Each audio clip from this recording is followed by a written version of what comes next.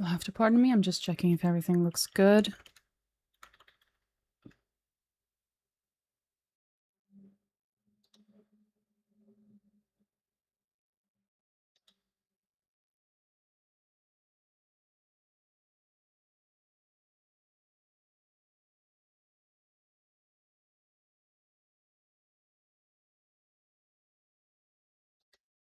Okay.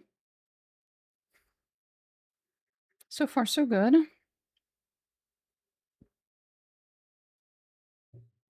Let there be fucking light. I was about to get ready for bed. Well, that's up to you, buddy.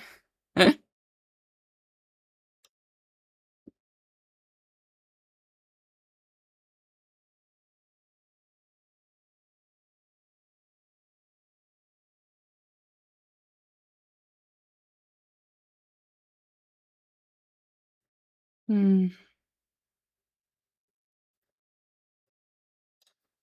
Okay.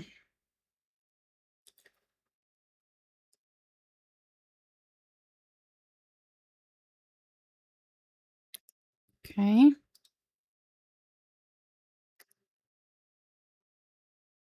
I'm opening the game. My ears. Oh, my ears.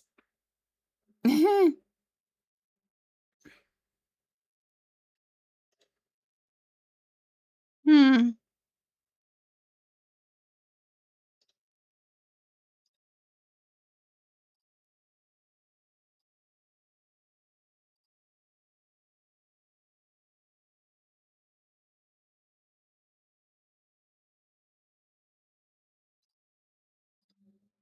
Ow. Ah. My ears.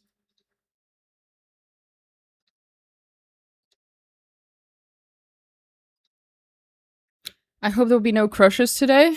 Well, at least one crush, but you mean crashes. If there are crashes today, then we know for a fact that it's because of Owlcat.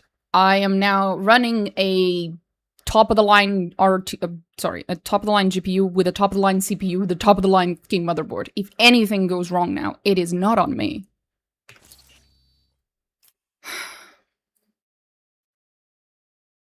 Jesus. Uh-oh. Please don't do this to me.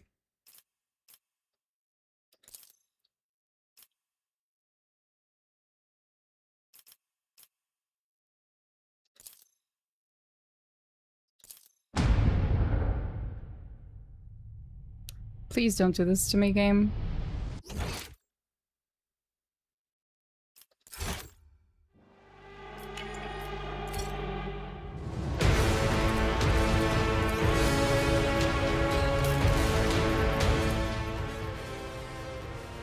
Okay. Nah. Oh, my ears. Oh, Lord. Okay.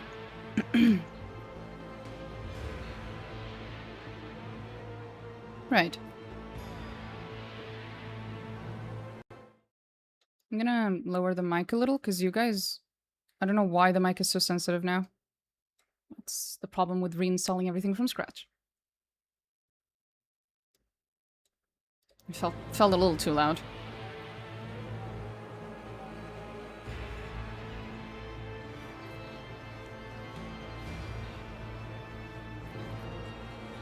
It's the game itself. I went through the third act yesterday, and my game broke down too. Oh...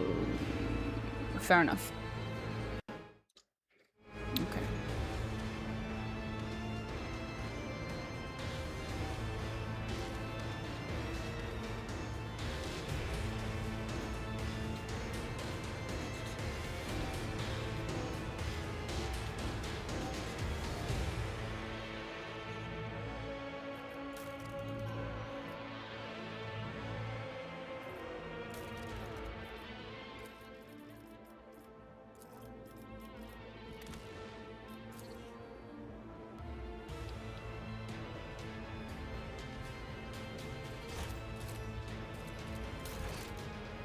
Oh, thank God.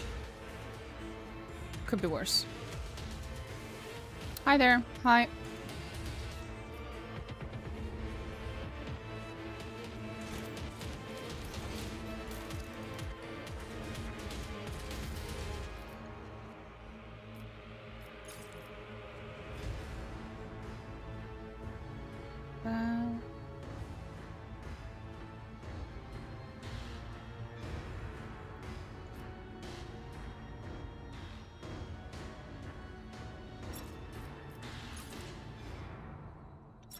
No.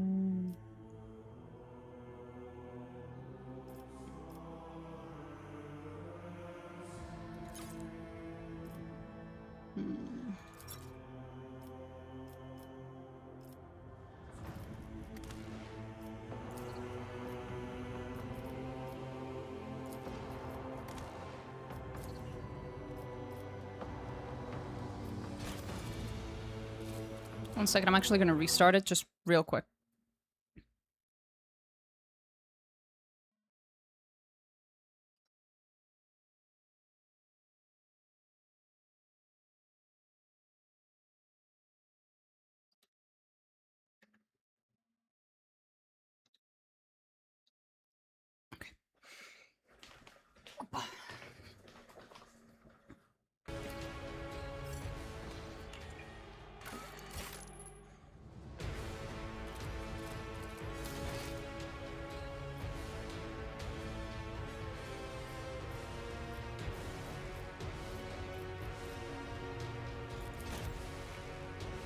It would have certainly been preferable to load a little further ahead, but this'll have to do, I guess.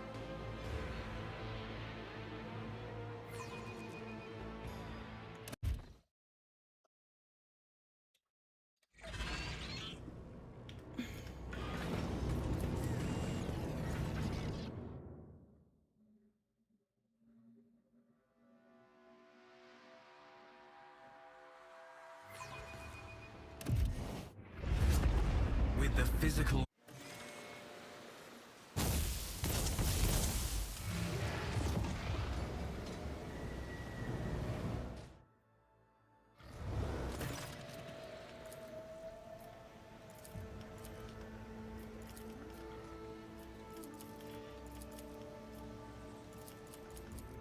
Oh. I fucked up. I fucked up. I fucked up. I fucked up. I fucked up. I fucked up. I fucked up. I fucked up. I fucked up. I fucked up. Oopsie. Oopsie doopsie.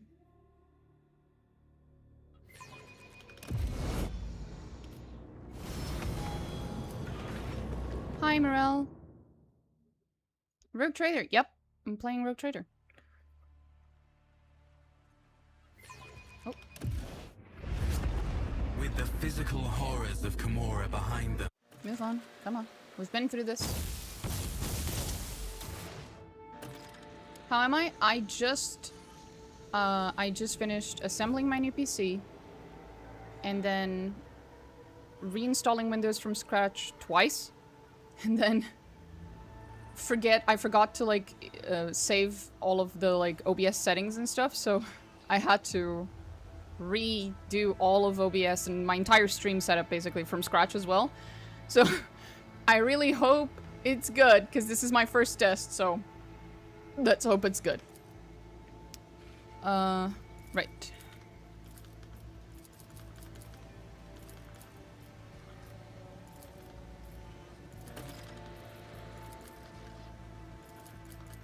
There we go.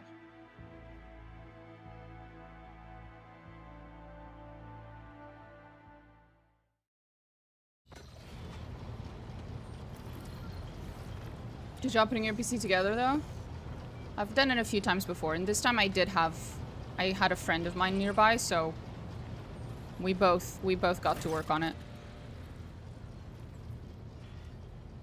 Okay. We've seen this 2 days ago before. Before I swapped PCs. How much do you know about my abduction?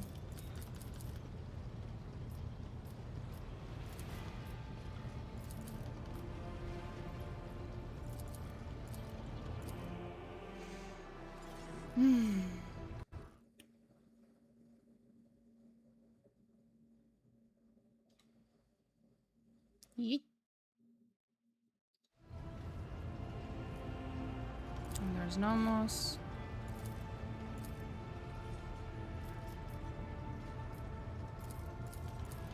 We've been through this already.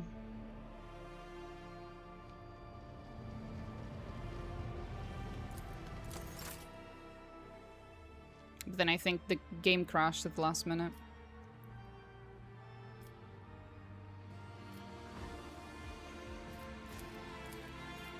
fine. You look a little peaky. That's never not fun. Fuck it. I will read it. How did you bear the ordeal? Are you alright? I feel terrific. You, however, look a little peaky. Peaky?! Sometimes I make mistakes. But this? Letting a rogue trader disappear from under my nose? This is a new one for me. I gutted that accursed place where you disappeared. I found traces of Drukhari presence. I searched everywhere Xenos had been sighted, sorry. I tried everything to try to shake information out of the High Amethyst. Daddy's stressed. He's a little peaky. He continues listing the methods he used to try to find you, and suddenly he's standing right in front of you. His eyes locked on you, glint with barely restrained fire.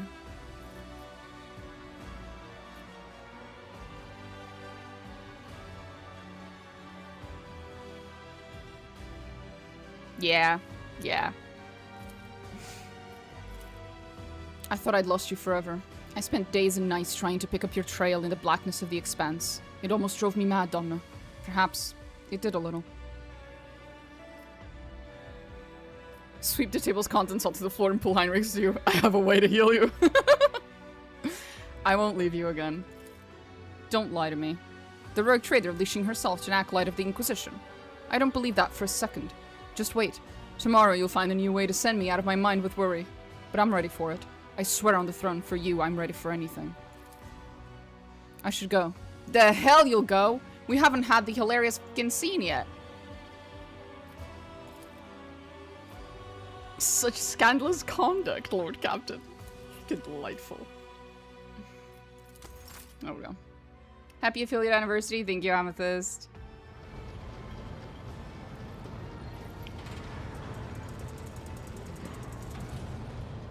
And you're going to leave him? Yep. My boy.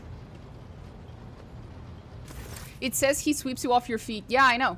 The reason you're seeing me fast track this is because we already did this 2 days ago on a stream. We already went through all this. And then the game crashed. That's why I'm being forced to go through it again.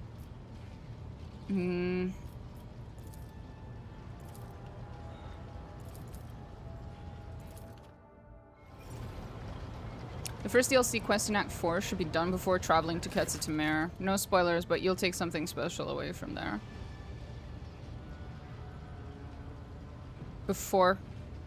Should be done before traveling to Ketsutamare.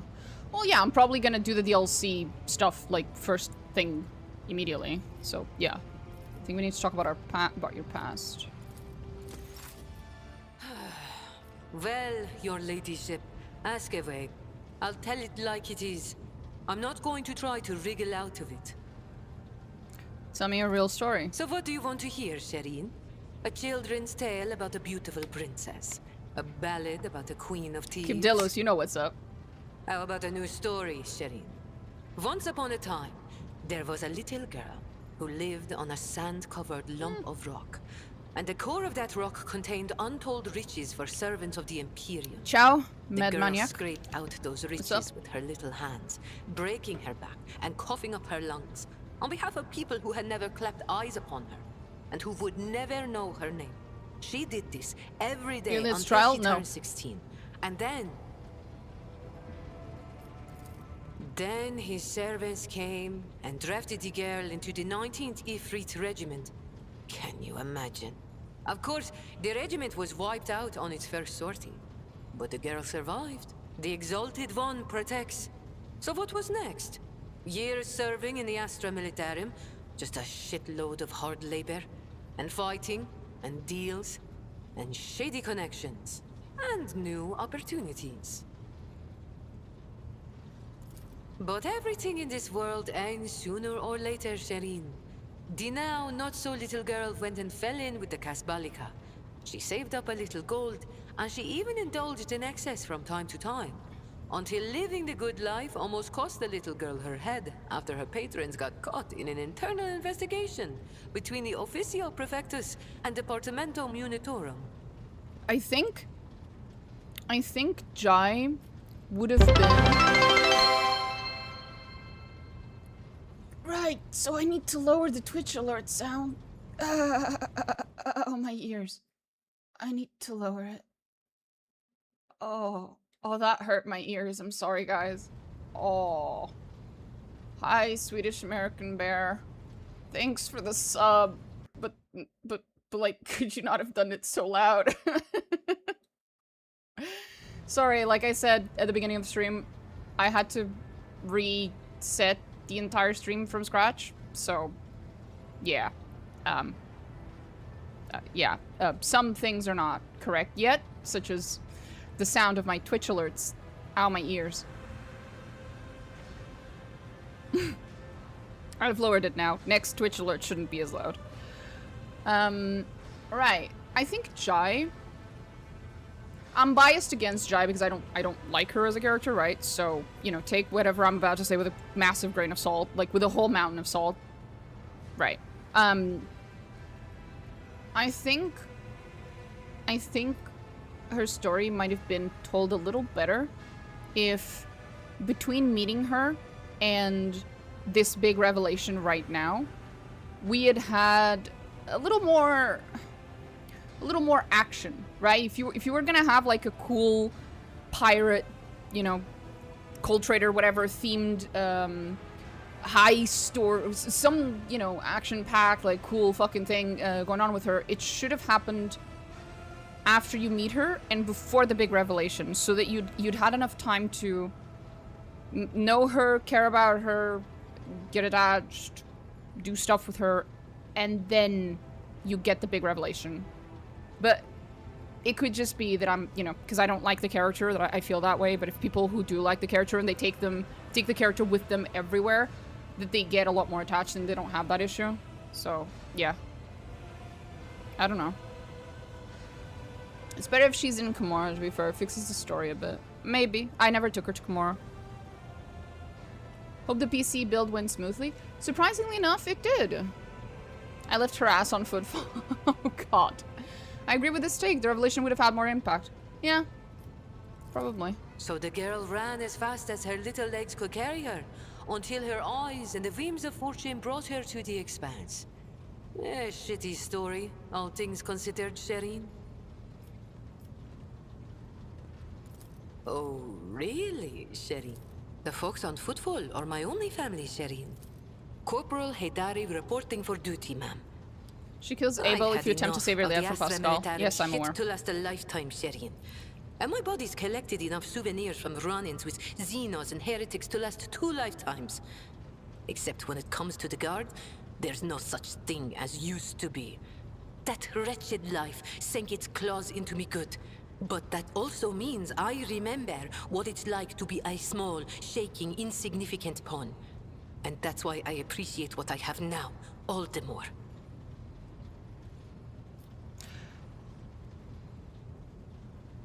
That's your grudge against her? I have that grudge against her, but I also have, like, 5 grudges against Pascal, so, yeah. Requests from me are so exceedingly unfun that I just can't. I liked the Administratum quest, the first time around, at least. It was cool to, like, you know, experience the Administratum for the first time. Like, it was funny. I think the gimmick was funny.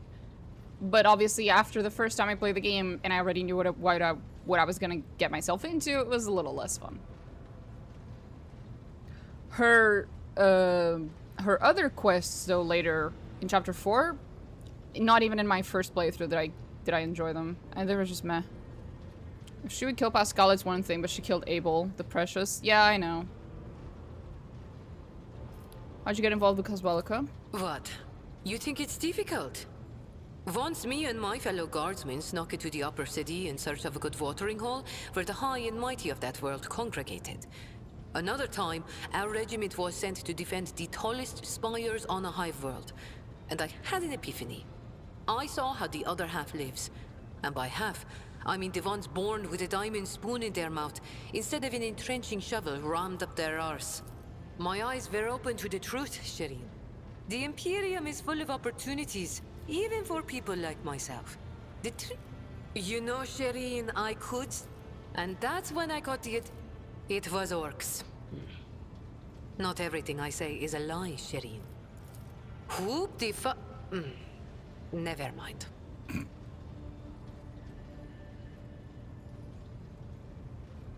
Technically, they are two pieces of a whole. Sure.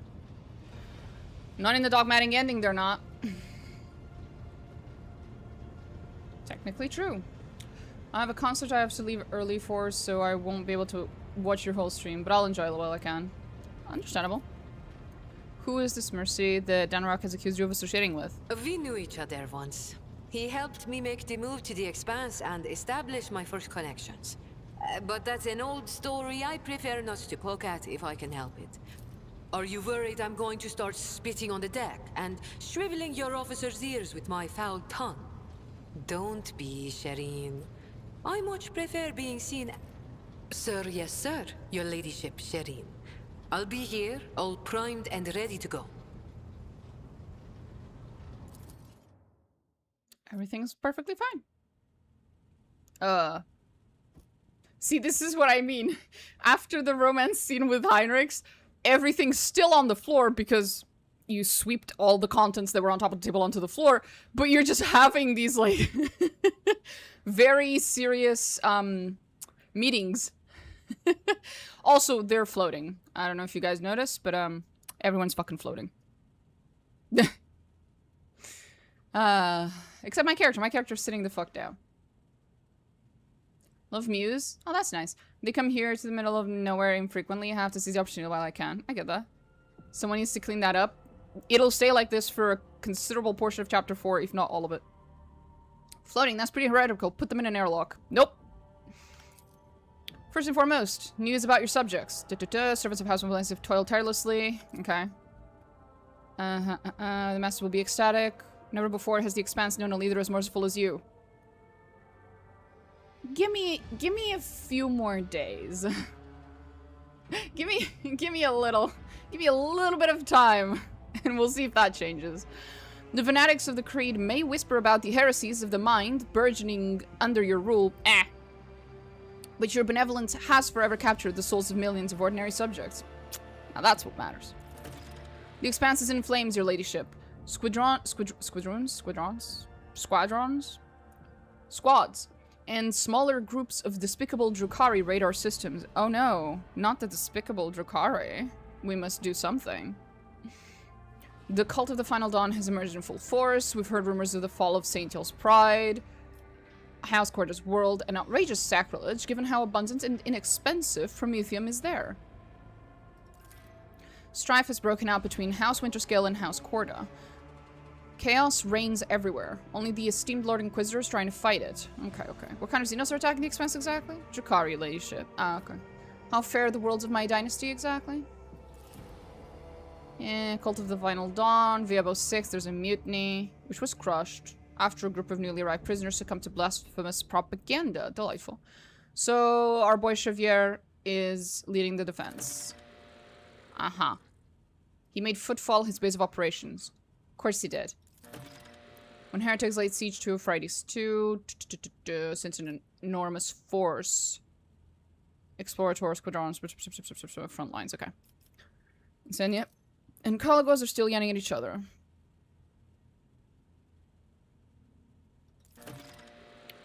Hunted and his worlds occupied on the pretense of compelling them to submit to the Imperial Creed. Right. Anything else I should know?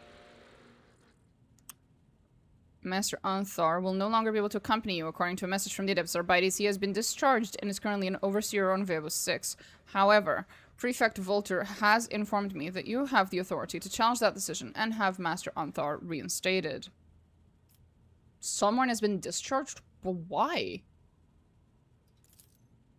I tasked him with a mission of some sort, as far as I know, ended in failure, leading to Master Anthar being deemed unworthy of his rank and unfit to serve you.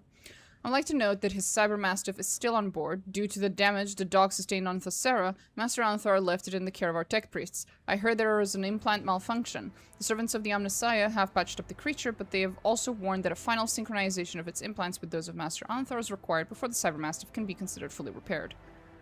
Someone will be rejoining my retinue and I will collect him in person. Then I will send a request to have Master Anthar reinstated and notify the Overseer on Viabo 6 of your impending arrival. I have good news to share as well. The Heartless is fully repaired. Its hull has been considerably reinforced, and after a complete cycle of tech litanies, the fighter craft in its hangar now eagerly awaits... Oh, the fighter craft... Its hangar... now eagerly await the chance to show their worth in battle. Okay. Happy affiliate anniversary. Thank you, Dark Beauty. That's a wonderful name. There have been other minor developments. If you so wish, I will gladly bring you up to speed on the bridge. Okay, thank you. Oh, Abelard's staying. Lord Captain, allow me to make a request. A personal one. This telepathic message concerns my family, yep. They've been accused of treason. Of course the drive stems did it.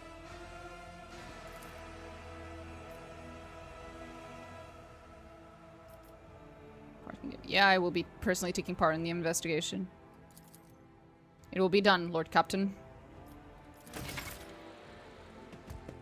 Oh my god, oh, it's Adira. Thank you for agreeing to hear me out. Here's the deal. After all that happened recently, the voices in my head suddenly flared up and started gabbling worse than before. Don't get me wrong, I'm handling them just fine. I think I know of a way I can get them to settle down a bit. The vision over and over, I'm walking down a corridor, there's a door. Yep. Help me find the door. I have questions to ask you. What do you think's behind the door?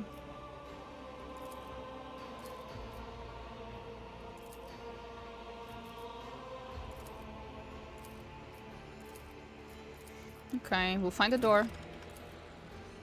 I don't want to get up, but I want to go by the Asian specialty food market. I understand that. So many cutscenes? Yeah, because we just got to Chapter 4, so now we have all of the cutscenes at the same time. I'll see myself out. Thanks, bro. Okay. For your largesse of spirit, thank you for dating to speak with me. Here's the thing, Shireen, my network of trade representatives has been stretched a little thin. My guys running things from Footfall have been incommunicado recently. Yeah, I know why.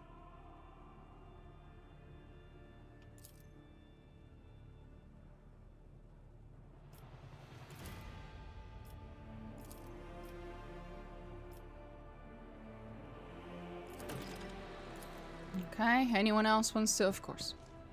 Kill me. Someone fucking kill me. I apologize for barging in unannounced. I have received news that I must discuss with you face to face. Achilles' calendar was transferred into my remit by a colleague. The colleague in question has contacted me. Emilina Lichtenhardt. I'm not sure. Wanna go another round? Who is she? An acolyte who was assigned a different range of objectives in the Comorragh's expanse. Throne, take me. I'm still trying to hide information from you even when I'm asking for your help. Emmeline is a sage, a unique acolyte of the Inquisition who can absorb huge amounts of knowledge and store it in her own memory more securely than any data crypt. She entered the Lord Inquisitor's retinue before even I did. Talking to her is a strange experience, but that's barely scratching the surface of who she is. Emelina is an incredible scholar, an expert on the forbidden and the illicit, and of course, she is a loyal servant of the Golden Throne.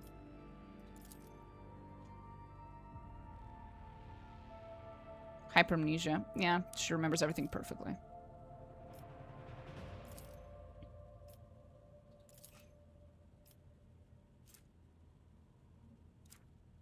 She was his mentor. I remember her. She's gonna die. Have you played Chaos Gate Demon Hunters? No, I have not. Why would that be my cup of tea? I don't like chaos. I don't like demons. I'm a freaking Eldari player, bro. Is it some kind of RPG? I'm working on you though for Zinch. Good fucking luck. You'd have more luck convincing me for I was about to say Silent Thresh for Slanesh than anything else, and that's really just because the fucking Primarch of the Emperor's Children's hot. You failed to mention that Cogsar's other agents are operating in the Crone's expense. I did not fail to mention it. I deliberately concealed the information. Oh, thank you, Heinrix. I appreciate the honesty. A little belated, but nonetheless. Hey, I've seen you give Fulgrim some glances. Yes. Yes. It's Warhammer XCOM game. Maybe I'll take a look. Oh, Hi, Heinrix. Hi. Hello. There's a kitty. Hey, big girl, come here. Come here. Dumbass. What the fuck are you doing, Eris? Oh my god, stop. Don't. Don't. Sorry. I believe I have a clear picture of Emelina now. What was her message? How did you circumvent me and acquire the information from the astropathic message? Lord Captain, a rogue trader may be in a position to challenge the Inquisition's authority over their soul, mind, and actions. But a rogue trader's astropaths? Vox officers? Hardly. I love them. Has she even attacked your toes since you moved? Yes. Is there any hint of what exactly is threatening Fton? Fuck it. Fton 4? Don't touch my astropaths. So true. I'm afraid Fulgrim's heart is occupied, glancing at Ferris's grave. Jesus. All I can tell you is that in the primary Xenos. If I help you, what do I get out of it?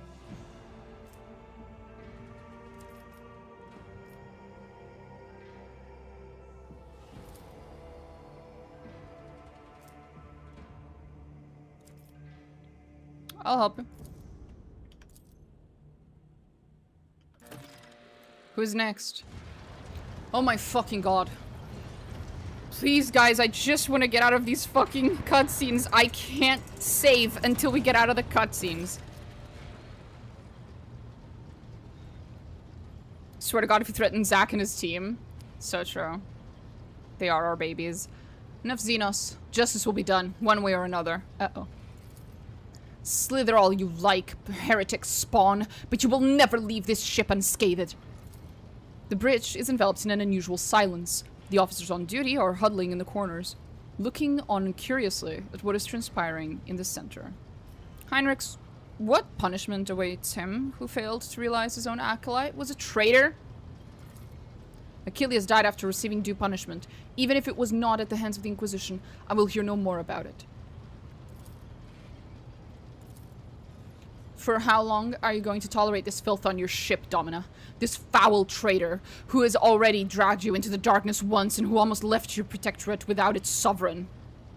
Argenta, if you're gonna be this much of a massive bitch, I am going to remind you that you should not be referring to me by my first name. A little respect. And a lot more groveling. Rogue Trader, has Eldari heresy clouded your judgment?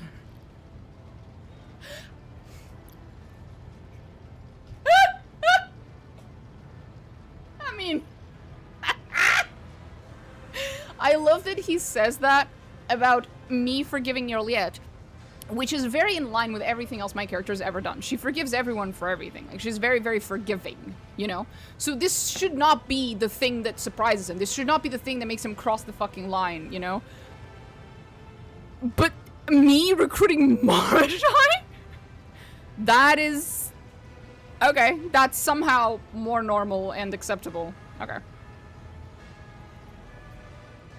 Your trader's like, oh my god, I just want to take a bath, whispers with my hot Drakari boyfriend. Hell yeah. Argenta, you were the one to talk about treason. That's also true. That cackle was everything. Fuck yeah. Anyway, where were we? Treachery always means death. Heinrix, if that were true, you'd be dead already. You're a fucking spy for the Inquisition. Come on, have some self-awareness, brother. Either for the traitor or for the one betrayed. You almost died in Comorragh. But did I die? Your retinue? You know what became of them. Is it not high time that justice was done? No. Now this is a fine spectacle. The Inhuman gets what she deserves. There is a cat sniffing my feet. Eris, your snoot is wet. Please stop. God damn it. I died, but luckily I lived. Correct.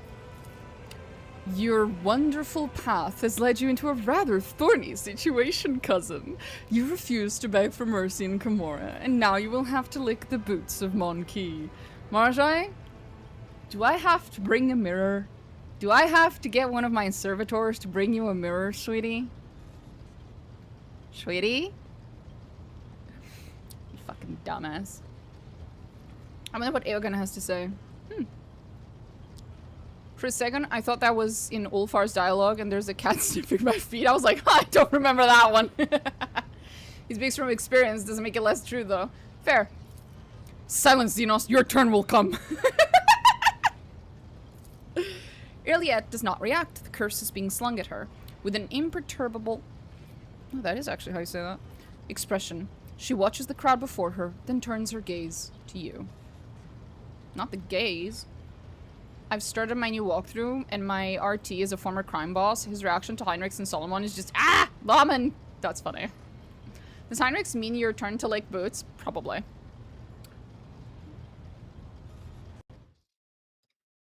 One second. I wonder if one of the reasons Angron was so mad, besides the butcher nails, was that he was never able to try an order of animal-style fries from In-N-Out. What the fuck? Oddly specific, but fair. Heinrix is like, chill bro, I'll kill you next. Yep. Anyone else would like to share their thoughts? The heinous behavior pattern of the Xenos entity and of specimens similar to her statistically leads to unfavorable and unpredictable outcomes. Vil Irliet does not deserve death. For her, it would be a release from her sorrowful lot of being an unclean Xenos. But we deserve her death, as payment for what we have endured. Okay, honey. Living with the weight of guilt is a punishment far worse than death. This is an incontrovertible fact. But can a Xenos even comprehend its guilt towards humans? I cannot give a definitive answer to this question. Only through experimental methods can the truth be uncovered. Spare her life, my friend.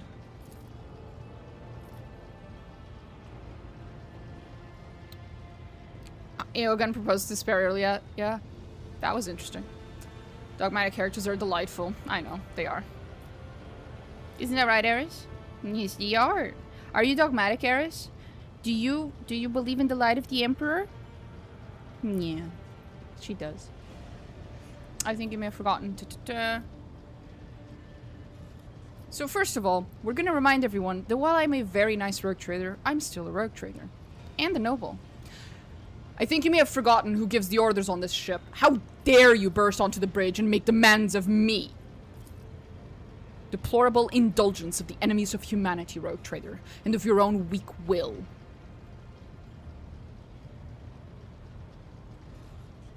The audacity! The one who points out a mistake shall be rewarded for the truth, but if you do not wish to see the truth, remain among the blind.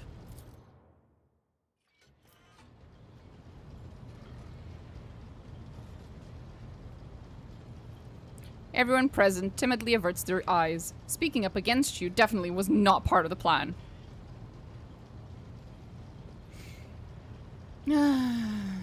Pretty boy went there, he did. Them's fighting words, they are fighting words. And those are some big fighting words for people within sniper range. Now that Pascal has been to Comorragh because of Iliad, I can somehow understand why he wants to shoot her. Yeah, except he shoots her even when he doesn't go to Comorragh, so yeah. Execute them. Not yet.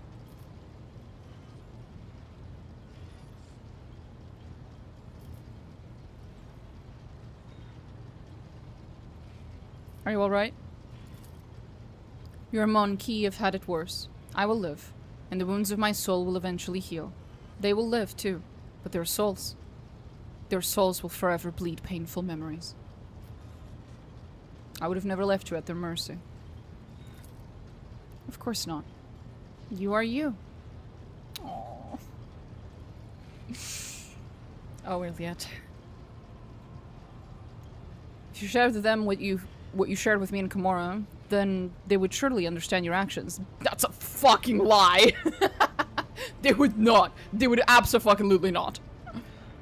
They will forgive you. Not all of them. Not right away. They will. That is a little closer to the truth. Some of them will. Yes, she's a Xenos, and I've been literally decapitated because of her, and Nuncius was hurt, but you know what? Give her a chance. He's such a good chunky metal boy. He is. Petition to elevate Admech Peapod and Companions rating for being based Icono. But the thing is, I've always known that he is based Icono. The problem is that he's also very much okay with murdering the Xenos for their technology, so... Poison them. Ma'am, just give them this perfectly good wine that's totally not poisoned. All I'm saying is, if my crew started smack-talking my Eldari wife, I'd get the whacking stick. I understand. That's a perfectly understandable reaction. Stop it. You cannot believe that, Elentuck. I do not need words of comfort. The words of this monarchy do not touch my soul. Only your thoughts matter. Yours and mine.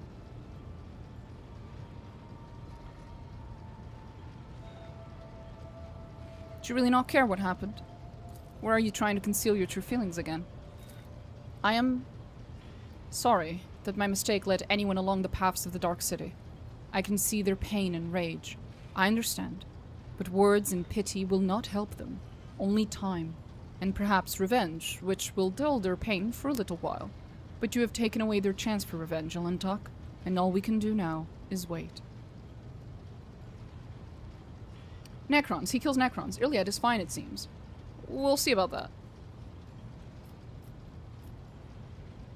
Nobody's perfect. That's why I forgave Aegon for a bit of racism. Compared to the others, he's just God's dandelion.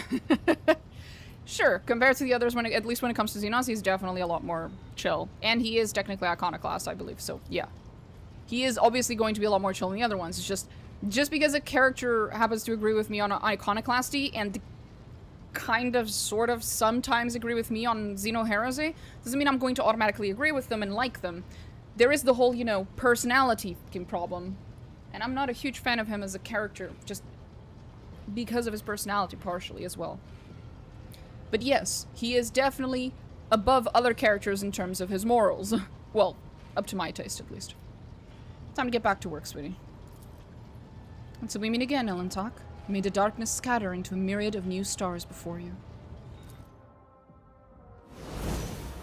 Are we done? Oh my god. Was that... I need you guys to understand that that was 43 minutes. That was 40 fucking minutes of just this shit. Save, save, save. I am... Does one need to understand 40k to get what is going on in this game and enjoy it? No, because this game is actually a really, really good introduction to 40k. So if you don't understand 40k and you want to enjoy this game, just play the game from the beginning. And you'll be introduced into it. We need to talk to him. I know. You've done this before, so it's actually 86 minutes. So true. Jesus. I was skipping a lot of stuff. Fucking A. Okay. Priorities. Maritime!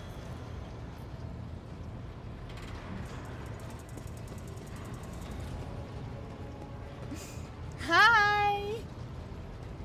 Rogue trader. Hi. I wish to know more about you and your cabal. Ask your questions. I will decide which is worthy of an answer. Oh no. You speak Low Gothic. Knowing your kind, I cannot believe that you learned it willingly. It was a punishment.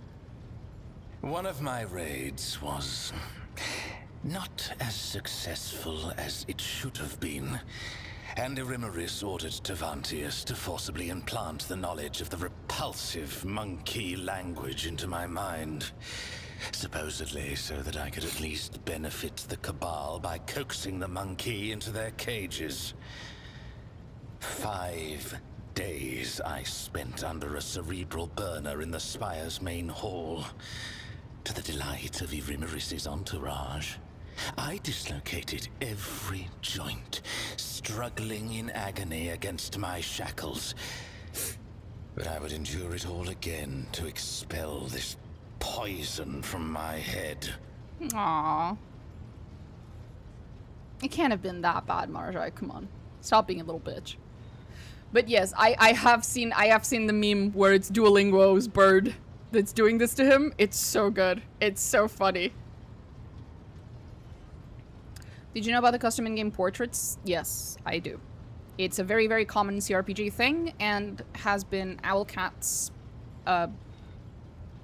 norm since their first game in Pathfinder Kingmaker. I don't have a custom in-game portrait today because I lost my old one. I used to have one. You were the Dragon of your Cabal. What does that mean exactly? The Draken is the Draken, first thank among you. the blades of the Cabal of the Reaving Tempest, and the Drukhari who stands but one rung below the Archon. The Draken leads raids and wages wars against other Cabals, keeps the arrogant true-born and half-born upstarts at bay, and has the pick of any opponent in any battle. Irimeris used to have others in her inner circle, but I ensured that they all disappeared one by one, and that their successors were too terrified to take their place. That was when my sister engaged an incubi order to serve as her bodyguards. Incubi do not respond to fear or bribes. What sparked the conflict between you and Irimeris? Must there be another reason beyond survival and ambition? Fair. Comorragh does not tolerate weakness. Comorragh respects only strength and cunning. Either you climb upward on the corpses of your enemies, or you become one of the steps underfoot. How is it the great and terrifying Marjai was only the Draken of the Cabal and not its Archon? Ooh, we're gonna fucking do it. Keep your arrogance in check. Irimeris was clever and deadly, and if I had underestimated her abilities and strength, I would have been food for the Urguls long ago. The very fact that she surpassed me speaks for itself. I refused to give her cause to cast me out as a traitor. No, our rivalry, our little game that ran since our birth, took time. And another thing, when you're at the top, you need something to stave off boredom. This game amused us and terrorized the rest of the Cabal. So, average sibling relationship, basically, but make it Comorragh. Nazrake and the Cabal of the Black Heart, what is their relationship to your Cabal? The Cabal of the Black Heart is the most ancient of all the Cabals, and the largest. It casts a shadow over all Comorragh, and when the Black Heart strikes, you submit or you die. The Reaving Tempest was not prepared to perish, so when the Black Heart's shadow stretched as far as us, Irimeris' predecessors chose to bend the knee and become their vassals.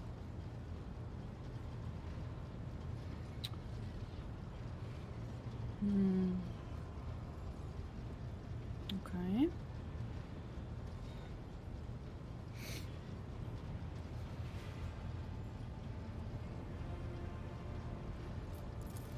Irimeris never liked the Cabal's subordinate position.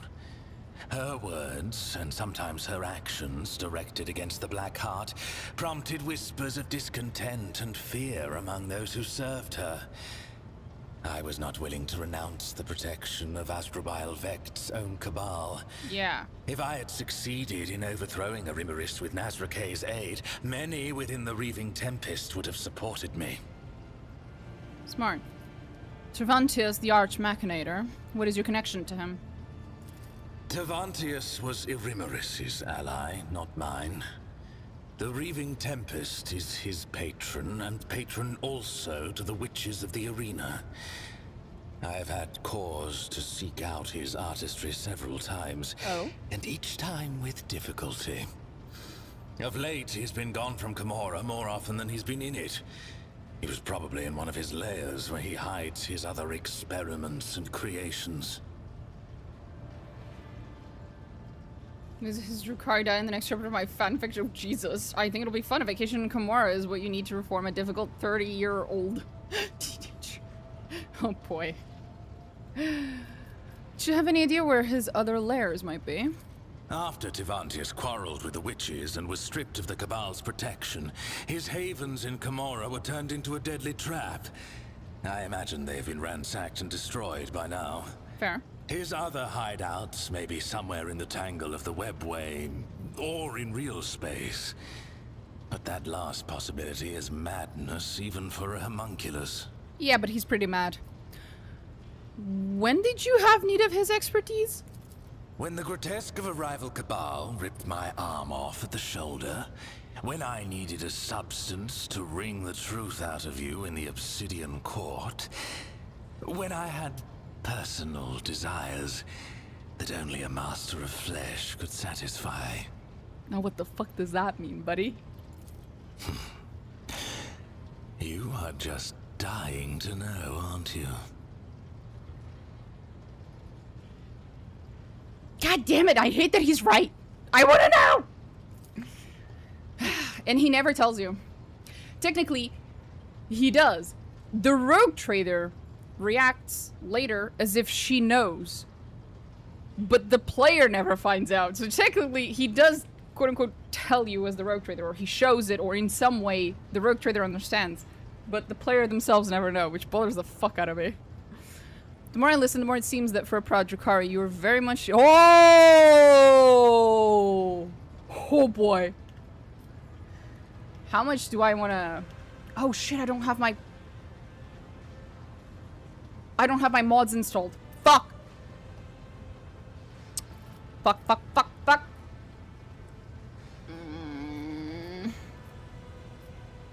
Nah. And I can't. Okay, well, whatever. I'll install it later.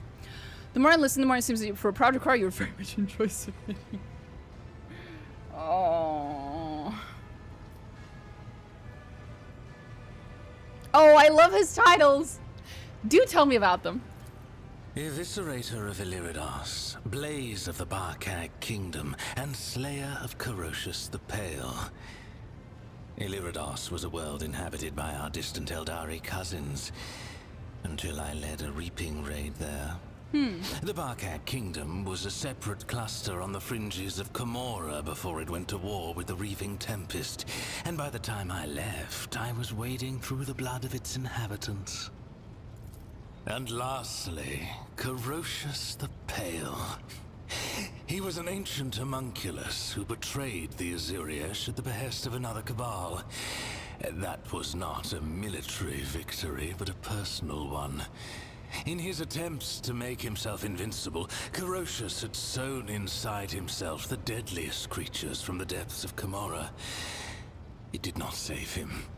I cut out every one of his 8 hearts and sent them to his former coven as a warning to the rest. Cute.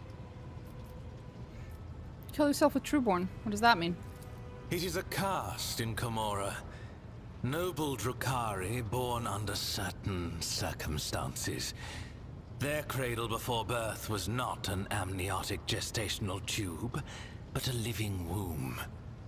Carrying a fetus for such a lengthy term is as good as a death sentence for a female Drukhari. She is too vulnerable to her enemy's attacks, and she is of no use on a raid.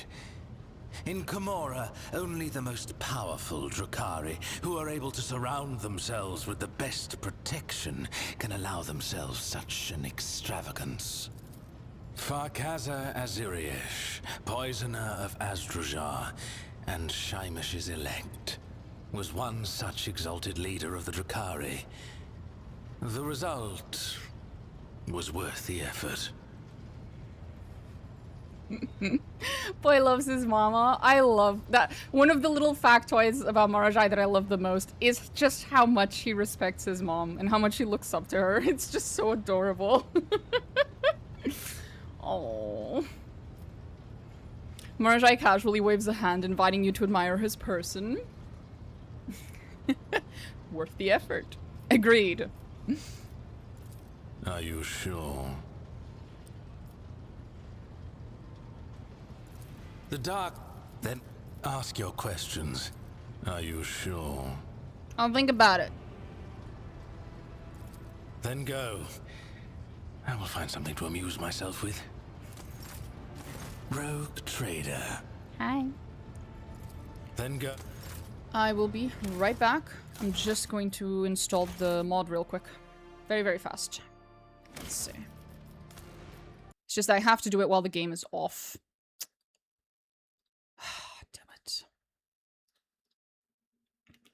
Should be quick though. Toy box.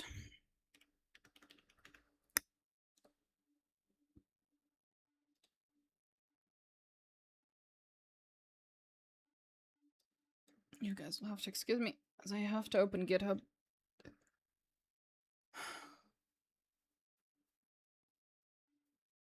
Homuncular are in some way courtiers, doctors, and scientists. They're a little bit of everything. I get that, yeah. There we go.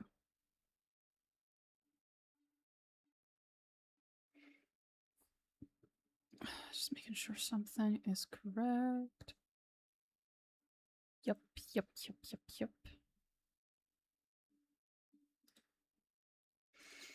Okay.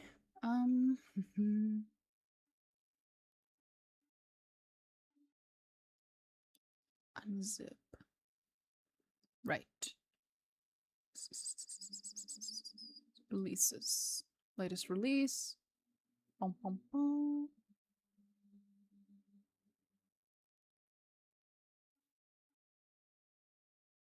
This one.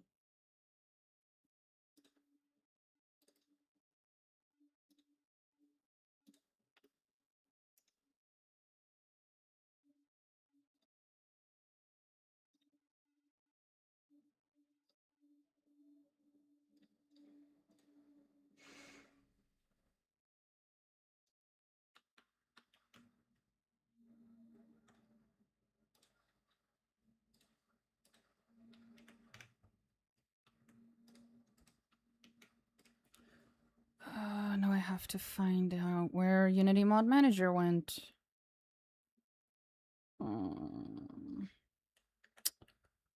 Fucking A.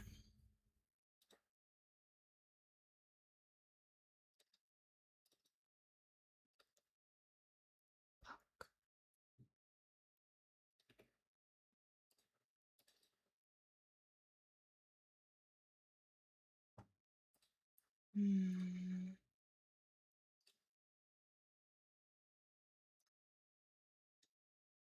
Ah, there we go.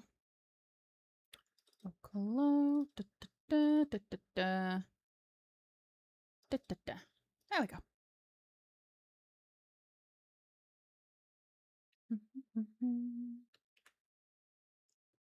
Done.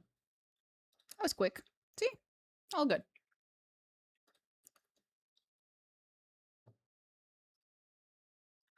Okay. I have more questions. It turns out that the birth of a trueborn is quite easy to trace from the mother. Does it really matter who the father is, or does the very fact of natural birth make a child unique? If an Archon is male, how does he make sure that the child is born from him, or it is not so important for them to be related by blood? I can answer that partially from knowledge and partially from guesswork, but I doubt they give a fuck. I really doubt that the male Drukhari give a flying fuck. Also, if I recall correctly, unless this has been retconned, didn't Eldari pregnancy require,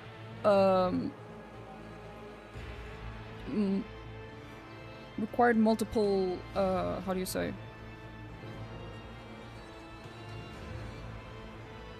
Insemination? Multiple inseminations. Yeah, something like that. I'm not entirely sure whether those inseminations have to even be from the same donor.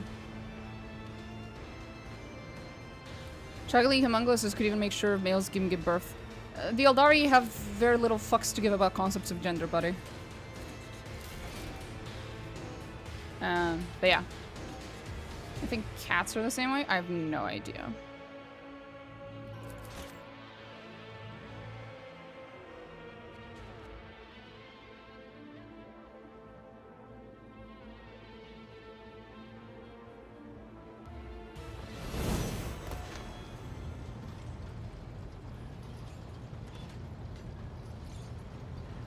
At least he's not floating. That's nice. Can I open it now? Oh, right. What's the default? Oh shit, I forgot what the default thing was. Mods.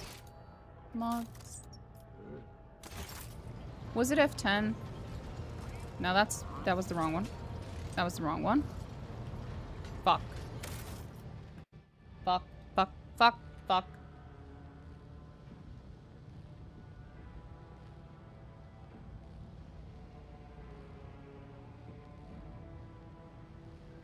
Oh! There we go.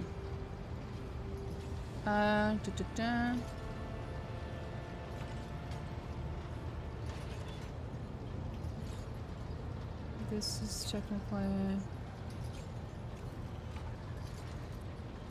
There we go. Nice.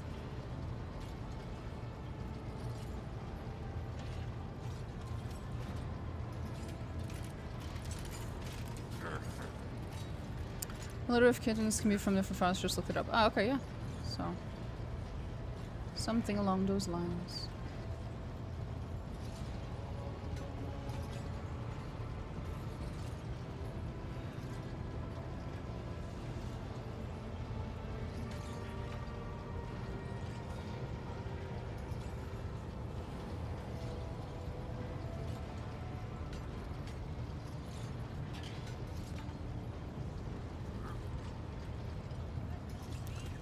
Anyway.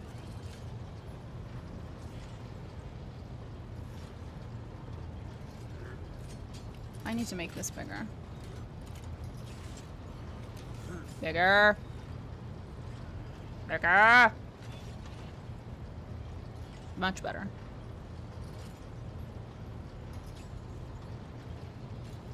Much better. Super fecundation. Makes sense. Anyway. Hey, buddy. Rogue trader. Ask your questions. I will decide which is worthy of an answer. I don't know why, but I love the way he ends that sentence. There's something about the voice tone. Dialogue results, dialogue conditions, dialogue... And... I do like that one. That one's fun. Yeah.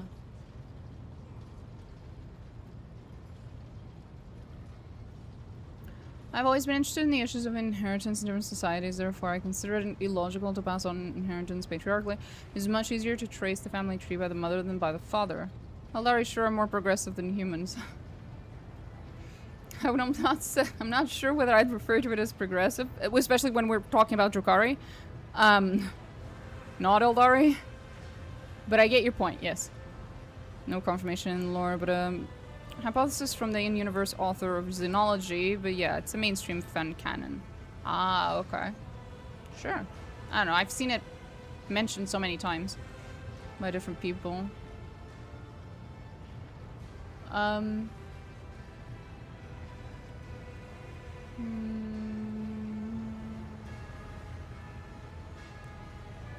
I forgetting anything? I don't think so. Oh, I am. I had one thing on, which is automatically pass all dialogue checks, but not the in-combat checks. There we go. Because that way I can keep the difficulty high, but not have to worry about reloading constantly because of combat, basically. Because of dialogue.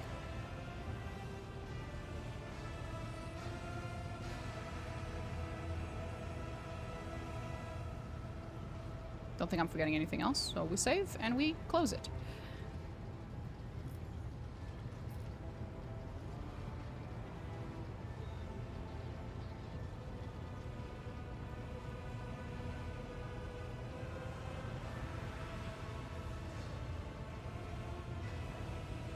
An amusing, so if we pick the dialogue option I haven't picked yet, Comorragh's eyes narrow and he stares at you for several seconds, as though he's trying to bore a hole right between your eyes. An amusing example of a primitive mind. Any Drukhari towers over any Monkey, and we do not conceal our attitude to livestock. But my Kabbalite kin, every one of them should be treated with caution, and those who have already demonstrated their power and might are a deadly threat in their own right. I do not revel in submission. I accept things as they are, and I wait until a point of weakness reveals itself and calls to my blade. Correct. Basically, Comorragh is possibly one of the only fucking Xenos that we meet that does not suffer from the ailment that is, a fuckload of arrogance. Arrogance levels that lead to their deaths. Like 99% of the fucking goddamn Eldari we meet or in canon or whatever, they end up fucking dying either as a direct result or as an indirect result of their fucking arrogance.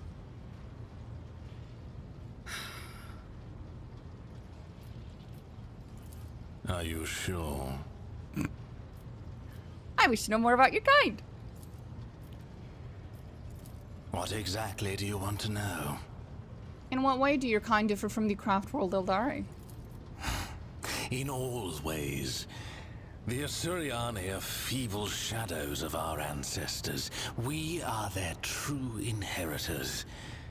The Asuryani hide from she who thirsts behind their paths, relying on the visions of their precious far-seers, or blind to the reality around them. We Drukhari I agree with laugh in Amethyst, the face definitely, of the Edward. unknown. We thrive off the carnage and pain we inflict. Why are you obsessed with pain? Because the ecstasy of suffering is the highest form of pleasure, accessible only to superior beings. By your very nature, creatures like you are incapable of knowing such gratification. Bet. You lie. Drukhari cannot survive the You lie. Drukhari cannot survive and escape the pull of chaos except by feeding off the suffering of others. Careful. My tolerance for such remarks will run out eventually, even given your depressingly simplistic mind and non-existent instinct for self-preservation. He's got a point, to be fair. Why did a Drukhari hide in the webway? Why not live in real space? It's a vibes thing. He doesn't really like Sanguinius and Ras, so he would prefer not to choose. I think we all know who Lehman Russ would vie with. Yeah. Watch it.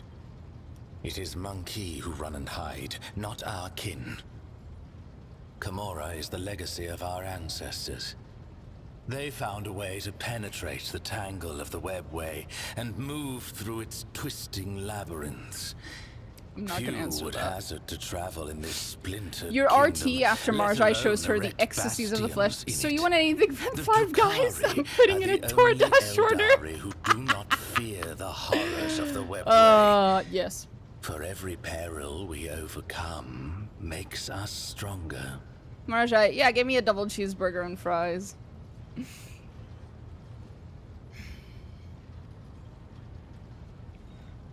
To number 9s.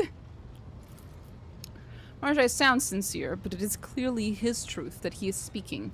Something in his face makes you think there is another reason why the Drukhari race chose such a tumultuous dimension to be their home. I love this next one. Oh, I love this one. I keep hearing the name Asdrubael Vecht. Tell me about him. No. No one speaks of the Overlord of Comorragh without good reason. Amusing you is certainly not reason enough.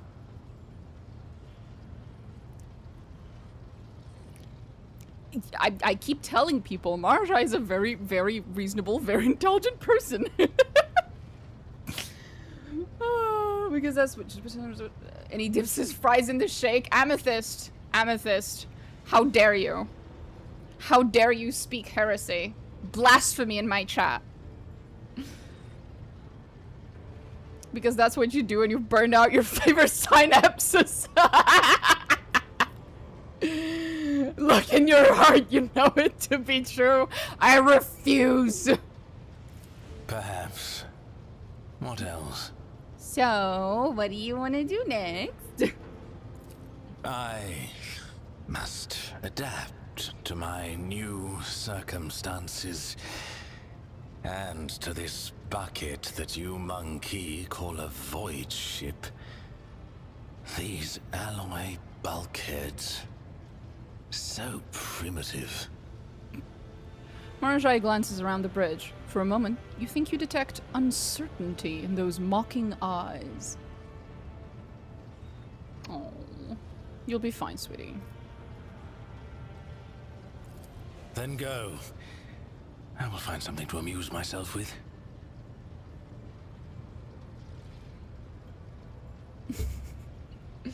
Sorry. 1 second, though.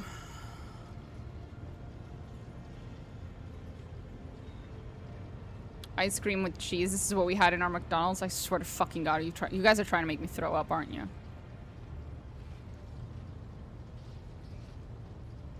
Did I fuck up? Okay, no, I did not. Fine. Turn on the latest trashed reality TV. Chow down on some Five Guys. Maybe try a little homunculi intoxicant. Sounds like a great evening for an overindulged noble. Fair. I'm intrigued. God damn it. Who's spraying heresy in my fucking chat? Alex, what the fuck?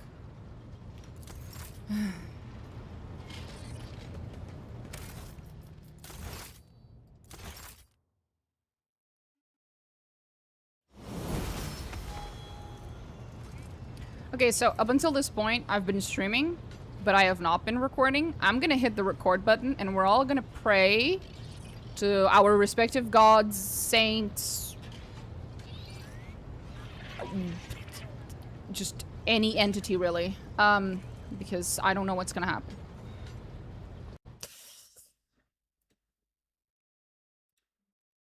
Okay. Now we're streaming and recording. If the stream dies, we know why. If the game dies, we know why. If I die, we don't know why.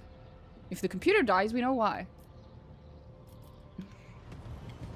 Hey, Ogun, would you like to have a chat, buddy?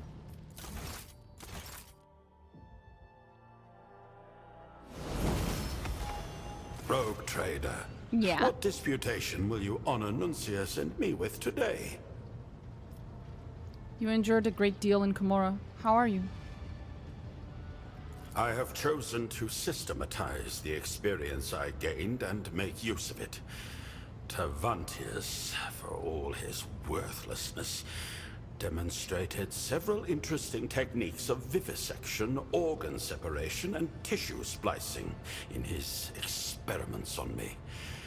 I believe I can replicate and even improve upon them. Little by little, this rational processing of my experiences of torture will allow me to recover from the shock inflicted upon my mind. Aww. What lag? Hmm? There shouldn't be any lag. No lag? Okay. Sometimes when I alt-tab out of the game, it may look a little, like, flickery and weird, but that's actually just me alt-tabbing out of the game. It do be like that. When you hit record... Oh, no, that's just because of me alt-tabbing and shit like that. No, it's just... yeah. Anyway. It is time for us to talk about Nuncius. Yes. It is long past time. Oh, no! I only ask for the privilege of privacy. This admission is difficult for me to make, and I can confide only in you. Oh my god! Well, thank God we have our plushie here. Usually I grab Cerberus over here whenever I have to talk to a character that I really, really like. So if I get, like, you know, cuteness aggression and I just want to crush something, I just crush the plushie. But in this case, I feel like I'm going to need it just because of how emotional this is about to be.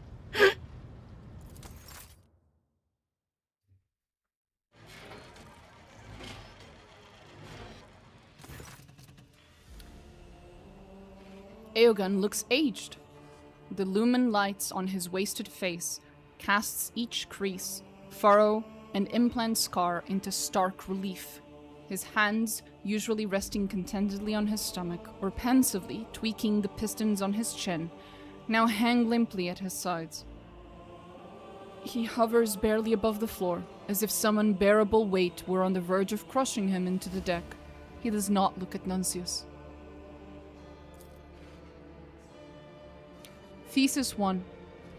My mind is sick. This is an incontrovertible fact. I deduced it long ago. 49 years, 138 days ago, to be precise. After weighing all the arguments, I chose inaction. A decision egotistical in its rationality. I believe that, had I attempted to cure my insanity, I would have declined all the sooner. Thesis 2. There are 2 nunciuses. This is also an incontrovertible fact. The first nuncius is a figment of my imagination, the product of my insanity, and at the same time, the anchor that keeps my mind from further degradation. I project it onto a servo skull, a model with no additional features other than an auxiliary lumen and an autoquill. It is incapable of conducting a conversation or holding an opinion. I do not even know from whose skull it was made. My second nuncius. The second nuncius is a genitor extremis of the Adeptus Mechanicus, my dearest colleague, the person who could cope with my temperament, walking shoulder to shoulder with me on the path of knowledge, the only person whose presence ever made me feel alive. For the last half-century, he has been in unending agony, caught between life and death, at the secret site, Amsankt, because of me. All this time I've been searching for ways to save him. He exists and is still alive. This is another... It's a fact. Doomed Yowie? Doomed Yowie. Hell yeah, Doomed Yowie, let's fucking go! So you've been lying to me all this time? Not intentionally. I lied to both of us. I did not recall those details until today. You're speaking too rationally about your insanity. No comments. How else am I to speak of it? My condition is a known fact. I've discovered it, assessed its impact, weighed all the variables, and settled on the most rational plan of action, which is to remove information about it from my memory by means of a ritual of transcranial electroconvulsive self-flagellation that I designed myself. The ritual is dangerous and unreliable, but it is better than the alternative. Every few months I once again spontaneously deduce that I am insane, as I have just done, and I arrive at the same conclusion as before. Why haven't you performed your ritual this time? Your trust in me has already been shaken. You worked out on your own that there was something amiss with me. If I do not tell you the truth, then it will be irretrievably lost. The scenario in which I tell you everything is the only one where there is a chance of us being on good terms once more. The decision to eradicate a newfound knowledge is never easy. I understand why I must, but each time, it feels like I'm killing an important part of myself. I am afraid of knowing the truth about Nuncius, but I am also afraid that if I forget it, I'll never remember it again, and that fear is not groundless. The intervals between my realizing the truths are becoming longer all the time. I used to uncover my secret about once every 2 months. That quickly turned into 4. Now it takes as long as 8. This shows that the deterioration of my mind is accelerating. So far, I have failed to find an effective countermeasure. I do not know if I will ever find one. If you keep forgetting the real Nuncius, why do you still seek a way to save him? The memory of an organic brain is not as malleable as mathematically sound data stored in cogitators. Memory cannot be fully exterminated, only mutilated. Moreover, it is not my goal to forget Nuncius completely, but rather to obscure my memories of him. I usually can recollect that there is someone in a similar state and that this experiment is a priority for me and Nuncius, the servo skull. The sense of time slipping through my fingers, the thrill of research, and an inexplicable sense of the import of the outcome all urge me to conduct these experiments, even if I do not remember for whose sake they are being done. You said treating your insanity would make it worse? Explain. These memories are painful. Forming a rational understanding of the world, breaking it down into hypotheses, facts, conclusions is not just my vocation, it is the essence of my existence. I have power over my thoughts, but my emotions, they bring chaos to my existence. They tear through logic and trample over calculations. If I rid myself of the Nuncius figment, I will be left facing a monstrous, insurmountable task, alone. My efficiency will plummet, and the path to knowledge will be shrouded in mist. Paradoxically, my insanity is the key to preserving my mind and soul. What was he like, the real Nuncius? Not was, is. Everything I said about him before is true. He compliments me in all that I cannot foster in myself. He's also my staunchest opponent. His skepticism and caution have always balanced my scientific optimism and audacity. We rarely completely agree on anything, but I believe that without our conflicts, we both would have discovered and achieved far less. Ours is a symbiotic relationship. Together we form a whole that is more powerful than its individual parts. What happened in Amsankt?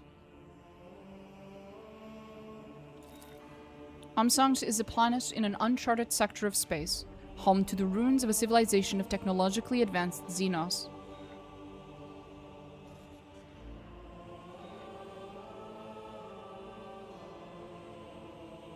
Between life and death, you say? Oh boy. Oh boy. The Ordained call them Necrons. There we set up a research camp under the supervision of the Inquisition, and we set about searching for surviving samples of xenotechnology, and we found them. One of them led to the tragedy that resulted in Nuncius being caught between life and death, and me talking to a servo skull. Ask your questions. I will answer them. How does one get there? That part of space can only be accessed through a special dimensional gateway. I do not know its exact coordinates, or how to activate it. I assume that only the highest ranks of the Inquisition can answer this question. Chapter 5 shit. How did you come to be on the planet? Nuncius and I belong to a secret sect of Xenorites. Our path of knowledge is the study of xenotechnology for the benefit of the Imperium. Many of the priesthood of Mars who interpret the precepts of the Omnissiah very narrowly deem our path a heretical schism. After our ordination on Stages 8, Nuncius and I went searching for samples of Necron xenotech, a nearly impossible task and thus a fascinating one. On one such expedition, we came into conflict with other tech priests. We were close to death, but the Inquisition, who had been observing our research in secret, decided that we would be more useful alive. Of course, it was only once we arrived on Amsankt that we learned that the Inquisition had been behind the confrontation. From the bits of information I was able to piece together, I came to the conclusion that the Inquisition was interested in the sector of space as a whole, and that Amsankt was only a small part of the operation. We were transported there on a certain Chartist vessel for the purposes of secrecy. I suspect the Chartists were just a cover. Our expertise was invaluable for the study of Xeno ruins, so Nuncius and I were placed in charge of the research team and provided with all the necessary equipment. What were you researching? We discovered a rare specimen in the ruins, critically injured but still functioning Xenos, and some kind of artifact with it. The Xenos called it a refractive transmuter. Understanding how this artifact functioned was our primary objective. We imprisoned the Xenos and tried to uncover its secrets, but our equipment was incapable of hurting or granting us any insight into the device. We experimented with the refractive transmuter almost blindly. Oh boy. You said Nuncius was between life and death? What happened? The artifact. Nuncius and I had a disagreement. I was frustrated by the lack of progress. I wanted to take a more radical approach to studying it. I wanted to experiment on myself. Nuncius was vehemently opposed. He argued that it was reckless. With insufficient data, unpredictable outcomes. Of course he was right. In my stubbornness and arrogance, I did not heed him. I removed the artifact from the stasis Sacellum, and reached for it within Mechondrite. Nuncius tried to intercept it and inadvertently touched the artifact. That moment has haunted me for the past 50 years. The refractive transmuter began to rearrange Nuncius's body on a molecular level. Metal turned to flesh, and flesh to metal. Yep. So it's what I thought. In a monstrous cycle of wicked infinity, at times he would produce a scream, but after a second, his vocal cords would turn to lead and his tongue to tin, and the screams would abruptly cut off. I had no time to reflect. To save his life, I had to hastily modify the stasis Sacellum and immerse Nuncius in it, along with the artifact. It did not stop the agony, but it did stop him from dying. It gave me the chance to find a solution. Locked away in the laboratory, I tried to find ways to reverse the artifact's effects. None of them worked. I turned to the Xenos, demanding information with threats, requests, pleas, but its only response was contemptuous silence. I was utterly powerless, and then I decided to flee. You left Nuncius there. New knowledge, tools, experience. I needed more. My staying on Amsankt would not fix the situation. I decided to flee to the Expanse and seek answers there. I couldn't take Nuncius with me, so I secretly diverted the motive force from the main generator to support the stasis asylum, placing the main camp on reserve power, then closed up our lab.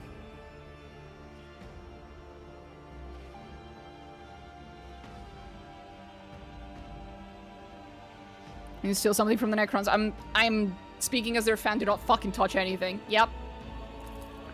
Then, by means of deception and cunning, I managed to stow away on a Chartist vessel that had been delivering supplies and equipment to Amsankt.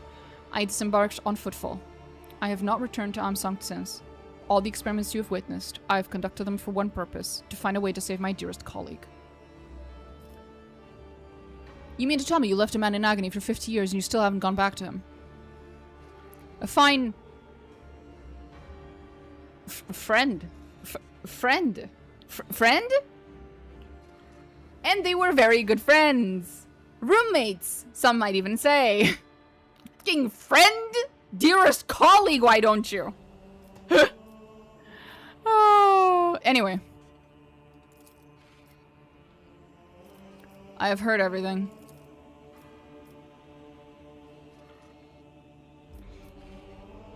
Dearest acquaintance, truly.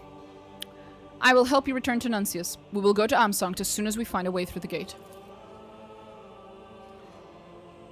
Of course, we must get to Nuncius. I have to find him and finish what I started, don't I?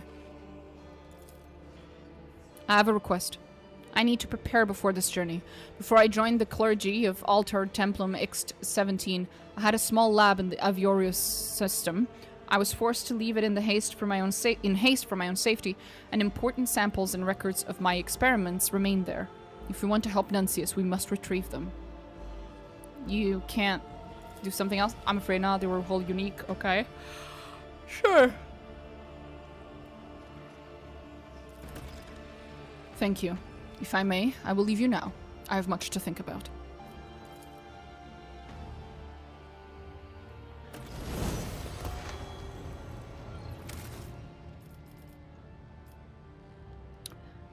So RT, I am actually a mentally ill Xenorite who was struck by grief and shame-induced psychosis a little bit too hard on account of having accidentally placed his boyfriend on a undeath state in the purest of agonies, mind you. Don't forget that part.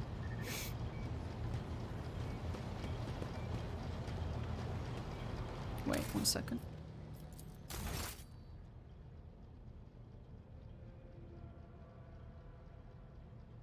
Okay. Hey, Heinrix. What can I do for you? Well.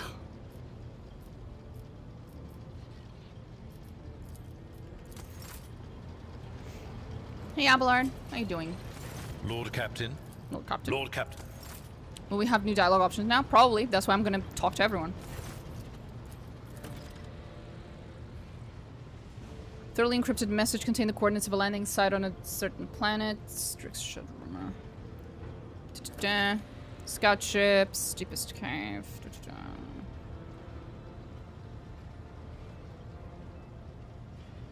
Soda system.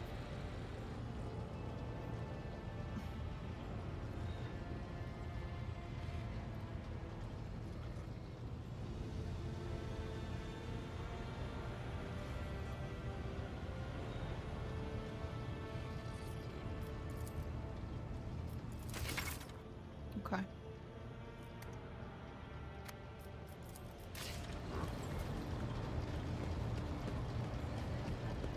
You're still useless, right? You are. Good to know. Greetings. Gladly. If so... Of course. One... Cassia, you want to chat? Words cannot describe how boring the bridge is without our stimulating conversations. Thank you, Cassia. I regret that I failed to see Iliad's designs through the prism of my own powers, Lord Captain.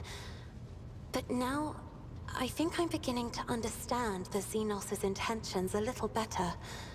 Their lies, Their fear, their fury. Now Iliad's colors are woven together in my eyes into a single garish tapestry of alien emotions.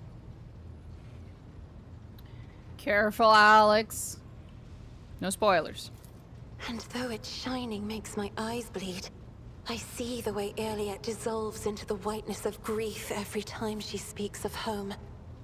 And the way crimson flashes electrify the air every time her betrayal is mentioned. Jai continues to envelop herself in the variegation of her habitual masks, changing her colors at will like so many garments. But deep within her heart trembles a timid seedling the color of smoky lilies. It is grimy, burnt, and covered in ash. But it is genuine. Who knows? Perhaps one day Jai will allow it to grow and blossom. The fire of a rising sun illuminates Ulfar's face. A blaze so incandescent, it is painful to look at. But whenever the fire subsides, even for a second, at once an undercoat of dismal grayness and repulsive green haze envelops his shoulders. No one around him notices it. But I see. The Drukhari, Maradai, Eldari hues are always too bright. Really? They stupefy the mind. But with this Xenos, I can only see billowing darkness where his heart should be. Nay, 1,000 shades of darkness. From a slate-colored haze to the midnight black of a starless sky. Aww. I prefer not to peer into the gloom of his colors, Lord Captain, lest it swallow me whole. Skill issue. The scarlet, black, and whitish flashes lurking in the heart of the esteemed Manipulus have shattered their dungeon. The geometry of the patterns they weave within the learned man's reflections troubles my sight, yet they possess neither order nor peace, as though the patterns are ever bereft of something. They immediately give way to new iterations, equally deficient and equally insane. This vision troubles and captivates in equal measure. I have... Thank you, Cassia. The way Cassia describes Marjai is when I suddenly wake up from sleep paralysis.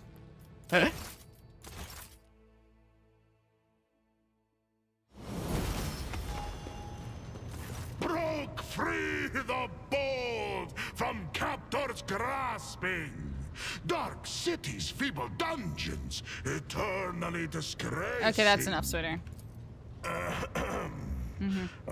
hope you're not going to put off the feast.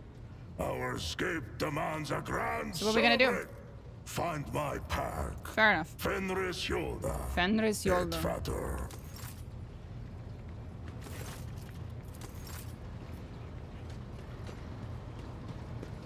Hey, Eugen, you wanna talk?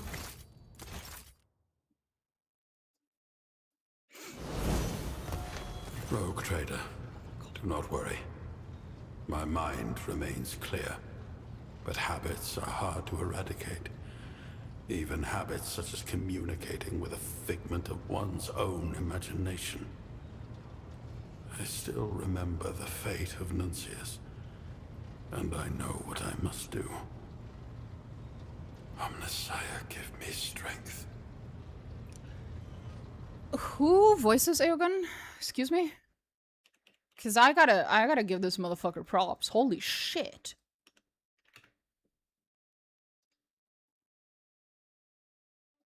Philip Sacramento. Holy fuck, bro.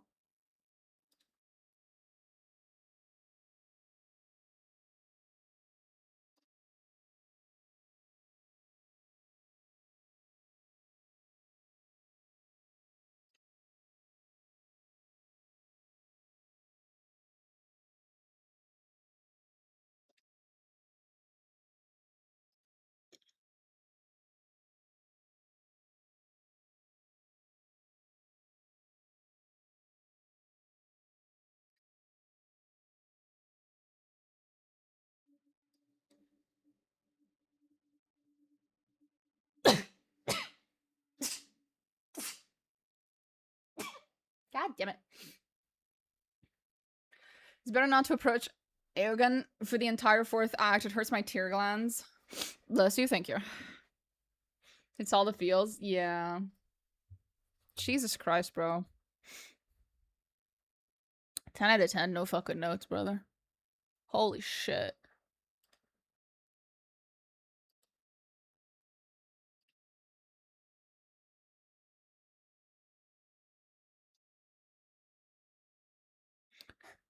He also voiced King Arthur in that one fucking video game I hated that everyone else liked.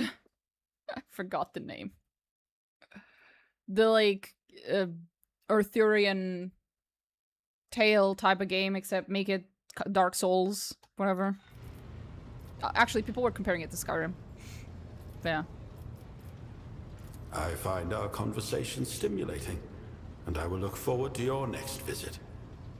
Tinted Grail, yeah, that one. It's the same VA.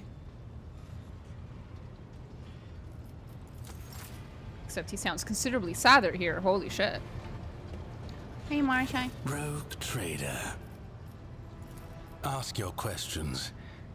I will decide which is worthy of an answer. What is it about that sentence? The way that it ends, this just goes, huh? What is the inflection in his voice that's causing me to go, ooh? Sounds so satisfying. The more I listen, the more it seems that for Project Crow, you very much enjoy this event. I don't think there will come any negative repercussions for me picking that. So fuck it. An amusing example of a primitive mind. Any Drukhari towers over any monkey, and we do not conceal our attitude to livestock, but my Kabbalite kin. Every one of them should be treated with caution, and those who have already demonstrated their power and might are a deadly threat in their own right. I do not revel in submission. I accept things as they are. And I wait until a point of weakness reveals itself and calls to my blade.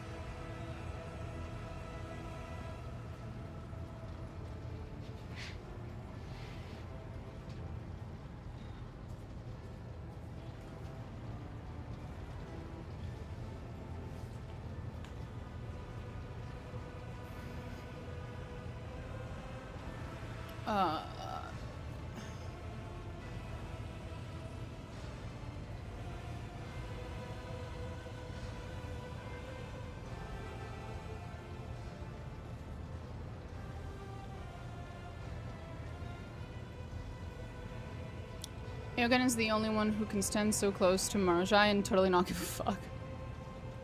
Companion from 4th DLC. The place on the bridge is not made of rubber. Huh?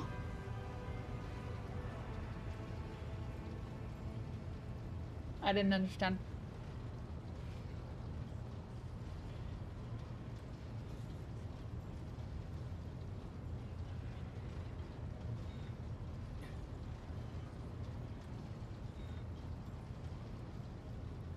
It'd be strange if Yogan still talks about a serval skull like he did before, to be fair. Sorry, I'm really wondering where they'll put the companion from the 4th DLC, the place on the bridges. Oh, okay. I have no idea. Not much of a place. Ah, okay. No idea then. Surely they'll find a spot. They somehow always do.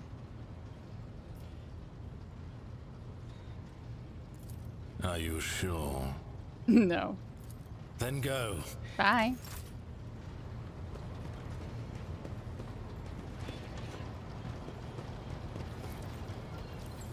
Okay, well, I think we've talked to everyone on this side. Nomos! Hi, Nomos! Nomos are here. What do you want to talk about? Oh.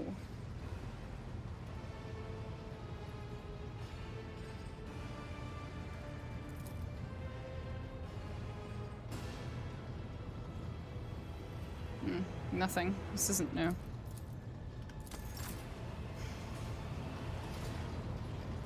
I doubt that the answers would be different, but we can try.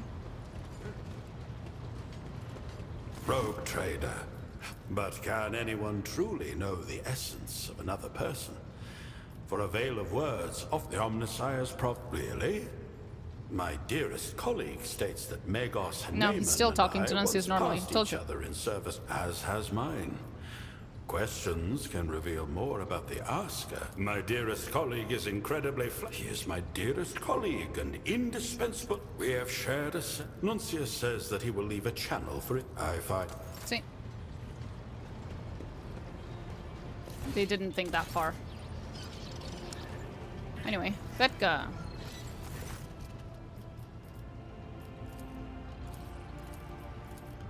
Bye, Vetka.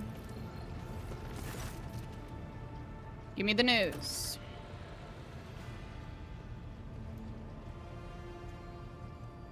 Oh, the Halo device! We need to go there!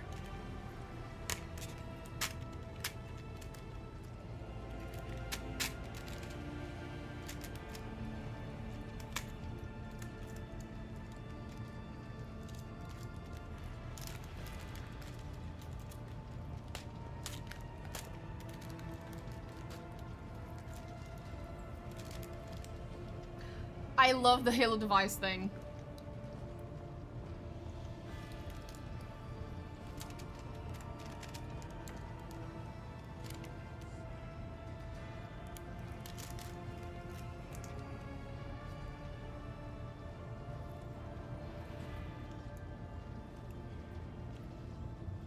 There's like 4 different or 5 different companions who will just yeet the device out of your fucking hands if you try to grab it. It's really funny. Pirates. Nearby system. Okay. An armor force system.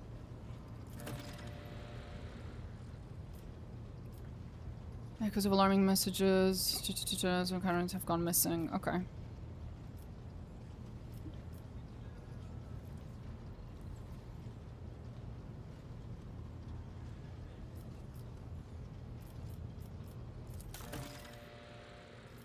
Oh, okay. Oops.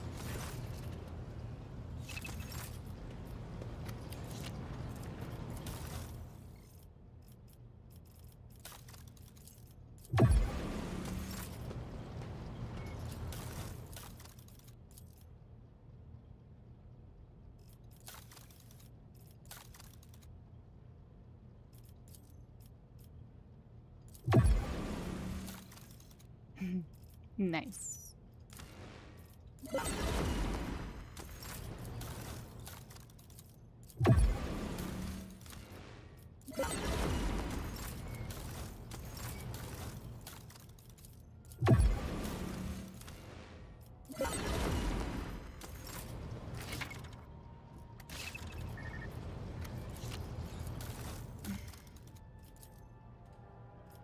Aw, I'm crying.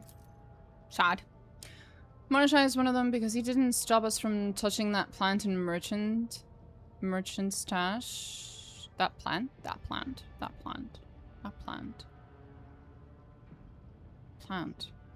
I don't recall right now. But yes, Comorragh is one of them. Which is really funny.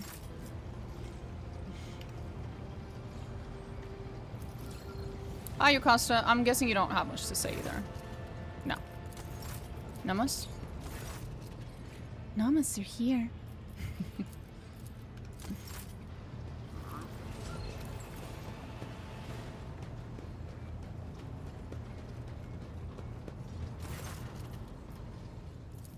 No, Lord Captain, not a thing. And I'm wandering from bay to bay, scaring the crew. But don't worry, I'm sure that as soon as we get close, well, there'll be no mistaking it.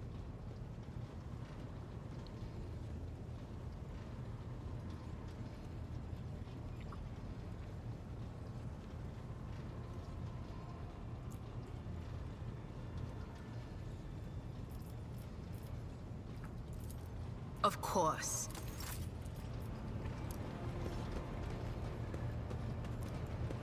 Take heed, Nemo. Our blessed Domin honors. How are you? I am ashamed of what I said, of how I acted, of my hesitation. Now that I can see the stars through the portholes again, we are feeling still very new, loud, the ship it seems. beating hard. Once more breathe the bitter air of the lower decks. My mind has become clear. I am Kibella, servant of the undying Emperor. I am your blade and your shield, and thus it shall be, now and forever. Thus I will be.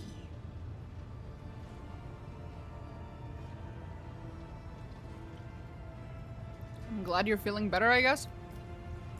Ask, Domin. Ask the cards, Domin, and I will listen. The Maw, the galaxy, the monster inverted, the executioner. Something is coming. It is inevitable. Soon the expanse will tremble, and you will be the cause. You are not the beginning, but you will be the end. Some will see you as death, others a powerful force. Still others as a portent. Or you might simply fade into nothing. Oh boy. I have told you everything I can, Domin. But there may be more to this than I can see. These omens are unsettling, but we cannot alter our fate. All we can do is wait and prepare for the inevitable.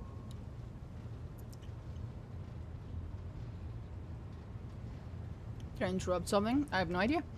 Where is the fourth act where in the fourth act we first encountered Necrons?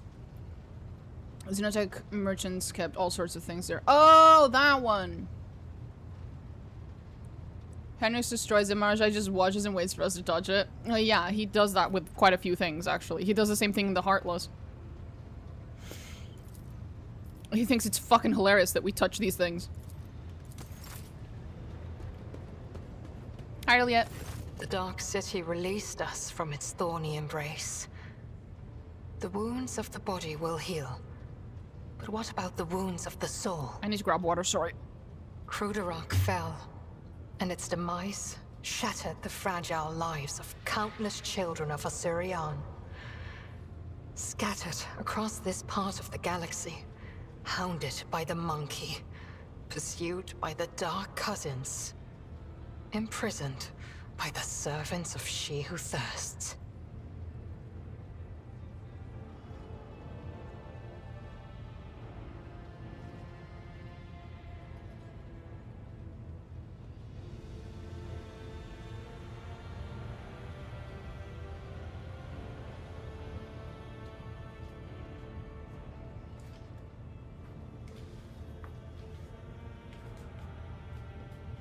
We're back. Is she okay? Hatred Nope. is strangling That's a me nope. like a snake, and fear is coursing through my body like a burning poison. For the path I chose is leading me down the roads of failure. I can neither hold back my grief nor rein in my anger. And yet, I am powerless to stray from my path.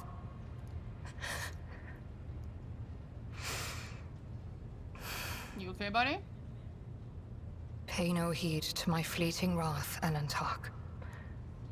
When the will slips away, the soul trembles with rampant emotions. But I will resign my heart to meekness, for there is no other way a marked outcast can help their fellow Eldari wandering in the dark.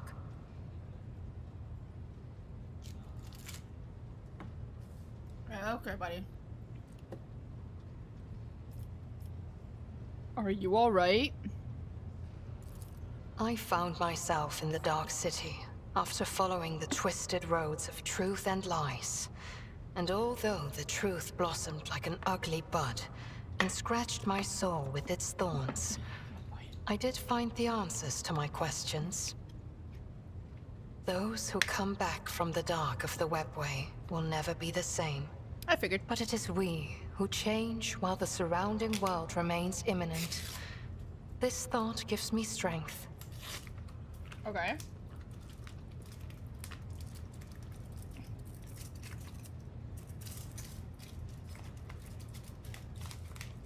Ugly bud.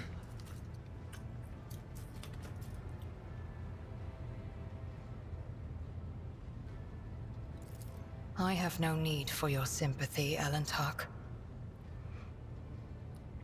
Besides, neither Monkey nor my dark kin found the decaying remnants of Cruderak. Perhaps Oh boy. all is not lost. Oh boy. Perhaps we may yet bring back what has Oh, been no. taken. Is that what Trazen has? Oh boy. Oh boy, oh boy, oh boy, oh boy, oh boy, oh boy, oh boy. Oh boy. Clendil chose to stay on the Lilithon together with Muaran and the rest of our kinsmen. Perhaps it is for the best. The stars in this part of the galaxy are hostile to the children of Osirian.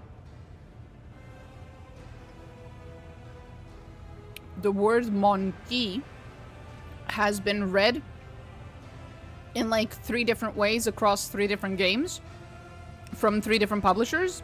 So you can read it however the fuck you like. I prefer to read it the way that Iliette reads it because it was the first time I ever heard the word spoken out loud. So it's kind of stuck that way for me. I know that a lot of people who played another game I don't remember the name of, I think they read it as Monkai or something like that. But I'm used to Monkey.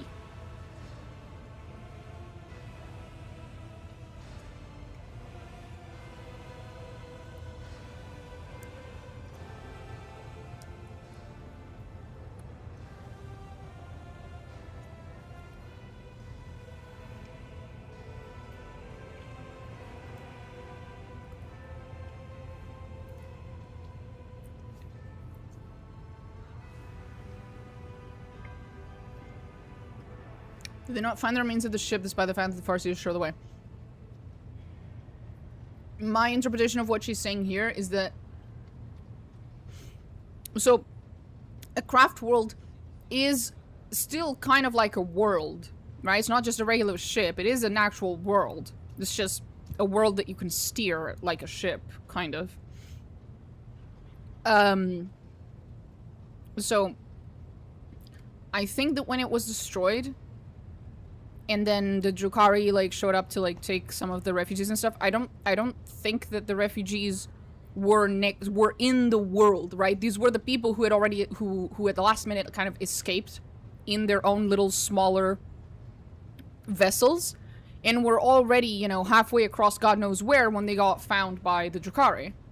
So I don't think the actual location where the destroyed craft world is necessarily known to us at this point. I don't think.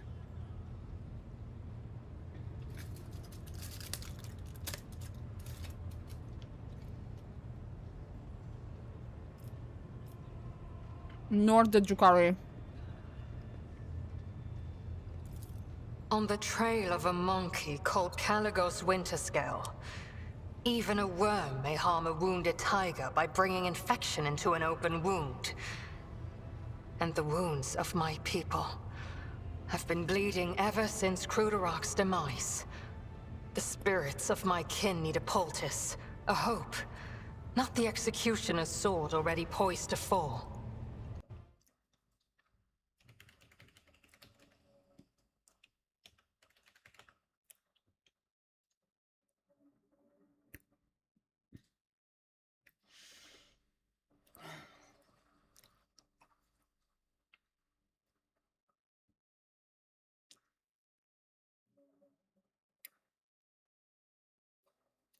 Well, to be fair, at least according to this one picture I'm looking at, a craft world is shaped roughly like an actual ship, but it is also a world, so. But it is kind of roughly shaped like a ship. That I was unaware of. At least according to some of the pictures I'm looking at right now. I don't know if they're all shaped the same, though. They're all a little different. They all roughly look like ships. I'm trying to see if there's any information on, like, the number of people that can live on a craft world. Or a size reference.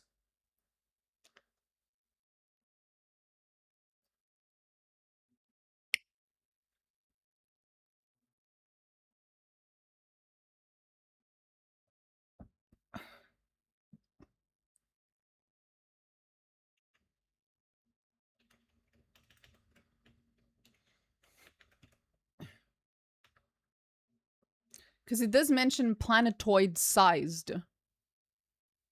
So these are pretty fucking massive.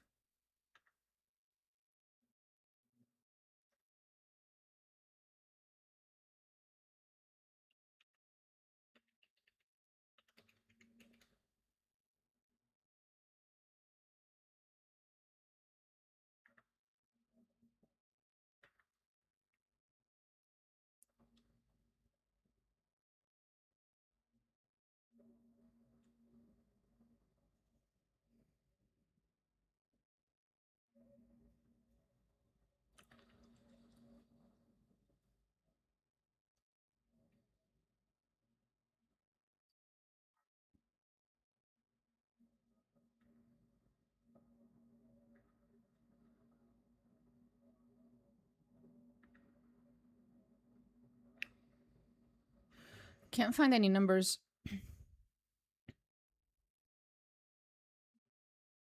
So I don't know whether... I can't find any numbers neither on size nor on population numbers in terms of the craft world. So I can't really compare them to Rogue Trader Void ships. But to the question, is a craft world comparable to a Rogue Trader's Void ship? There is one way in which I can answer, and that answer is no. Because craft worlds are supposedly... how do you say? They're self-sustainable. So self-sustained. Right? And Rogue Trader Void ships are not.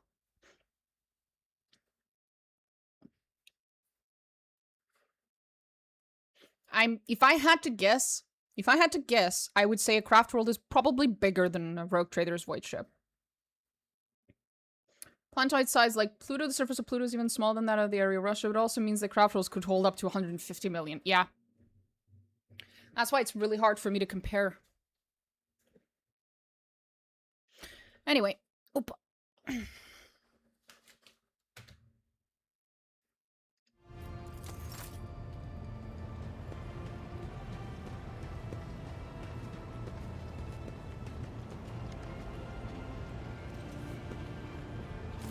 You are spoiling me with this. Okay, nothing from... Wait, did I actually finish my conversation with... Sorry, I got so distracted. Ilya, did we finish? Honey? Elantak? Am I still unworthy of discussing your world and your I kin? trust this wound is still bleeding. But you may ask your questions. I will answer to the best of my ability. It's finally not broken! This dialogue option was broken for since the game came out! Holy fuck! Tell me again what happened to your craft roll. The memory of Monkey is just as fleeting as your span of life. Your predecessor infused Comorragh with corruption too strong even for the ancestors of the Infinity Circuit to repel. And while the dying world thrashed in its agony, the Dark Cousins captured the fleeing children of Assyrian, looking for Seers to fuel the Homunculus's insane experiment. They fixed it in the third hotfix after the second DLC? Well, yeah, I wouldn't be around anymore because I played with the second DLC on stream and then that was it. I didn't play for a really long time. What is an Infinity Circuit? What was your world like before it fell? An eternal circle of life and death. The place of repose for our ancestors, and the bottomless well of their wisdom. When a child of Assyrian dies, their spirit moves to the Waystone, and is returned to the craft world, where it joins the Infinity Circuit, becoming one with the spirits of all who have come before us. Not only does the Infinity Circuit protect the departed from the gaze of she who thirsts, Not the gaze of she who allows thirsts. their spirits to power the craft world, instruct the living, share their knowledge, and in a time of great need, to return and fight shoulder to shoulder with those who yet remain. This is all you are permitted to know, Elantak. Be grateful and do not ask for more. All Eldari carry these crystals, spirit stones. What are they? You are talking about something you cannot comprehend, Elantak. Waystones are not mere trinkets worn by my people. They are something greater. From birth until the last breath, the Spirit Stone belongs only to its owner, serving as an ever-present reminder that we are mortal. For it is the first refuge of the mind and the last refuge of the soul, which Silent-Thresh is so eager to devour.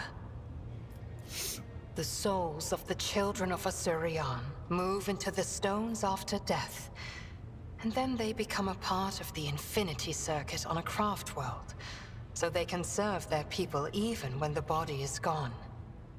There is no crime more despicable than harming a Waystone and dooming the immortal soul of a child of Assyrian to an eternity of torment in the maw of she who thirsts. We need Waystones as desperately as darkness needs starlight, and Monkey need air. And so we are bound to wander the galaxy in search of the old worlds that might give another craft world hope for existence. Each monkey's heart is one of your lives. Each Waystone is the preserved soul of a child of Assyrian. I see. Comorragh cannot be described in your language. It can only be sung, encased in a fit. But I must see clearly. Not only light, but also shadows. Explaining it to you feels like singing a paean to the beauty of deep waters and coral forests to a bird, Elantak. Your mind's limited understanding of the world can hardly contain the contours of endless wraithbone spires. Oh yeah, the concept of a spire is really difficult for me to comprehend. Blooming under a dome of crystal. Or the silver babbling of a brook that runs through the whole world. And all this encapsulated in a single vessel that shines like a star on the velvet drape of the void. A craft world is a fortress, an ark, and a home to millions of Eldari. Oh, we got numbers. Millions. It houses webway gates that connect it to the numerous worlds of our kinsmen and armadas of false machines that crush outside enemies. We can all be warriors, and our wrath is terrible to behold should the foe approach. But during the time of peace, each kinsman is free to follow their own path, shielded under the protection of those who follow the paths of the warrior and the seer. I've never seen any of this dialogue. Nice. What can you tell me about the history of the Eldari? I am afraid your life is too fleeting, and your memory too feeble to encompass the entirety of my knowledge. My people ruled the stars when yours did not even have a Flying through name. space. But I can't many of imagine our something outside of songs and Euclidean stories geometry on a were sheet of lost, paper. Whoa. stolen by she who thirsts. I can tell you the children of Asurion lived, created, caressed the stars as if they were pearls on a string, until Cylon Thresh smothered our empire in her terrifying embrace. Different branches of the Eldari chose different paths to salvation. My ancestors chose an eternal journey through the starry void, living on craft worlds instead of real planets. We rescued countless wonders from the days before, but far from all. You saw this on the Lilithon. Not even we can always master the gates our ancient ones built. This is the story of the Azuriani. There are branches that chose a different path, gruesome and frightening. But I do not wish to tell you about them. Okay. Why ask this question? Is it idle cure? As you wish, Elantak. This wound is still bleeding. But you may ask your questions. I will answer to the best of my ability. As you wish, Elantak. What do you think's happening on Genis right now?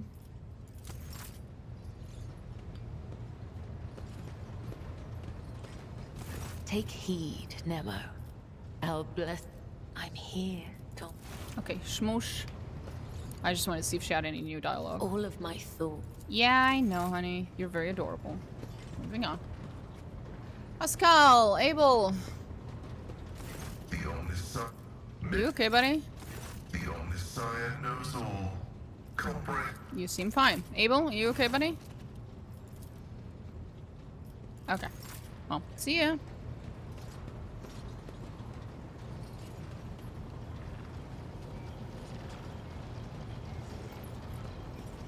Seems like we got everyone. Let's see.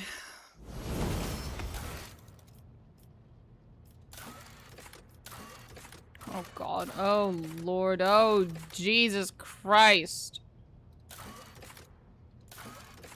Boy, boy, boy, boy.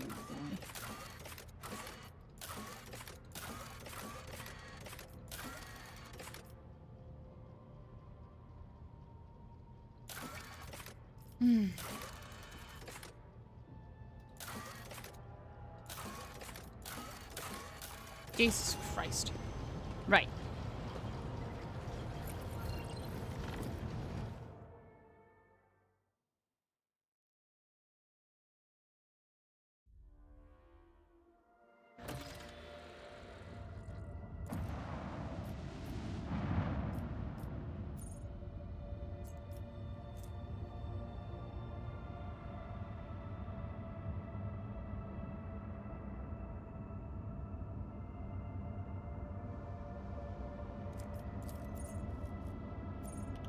I'm gonna open colony management. I'm sure we're gonna be hit with something, but we'll see.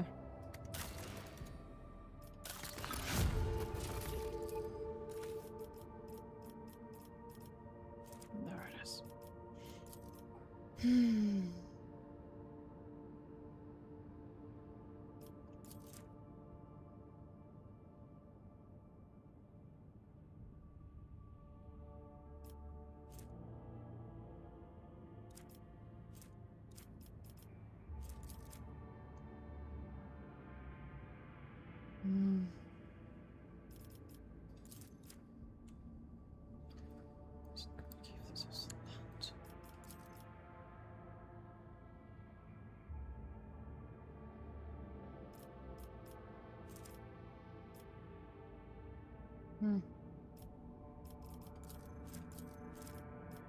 We can do this one.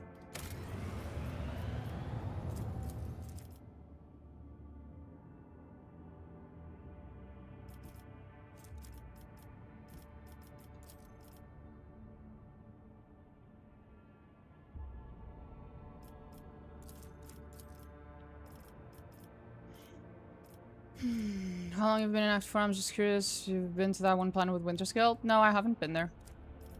Ketsa. No, I have not been.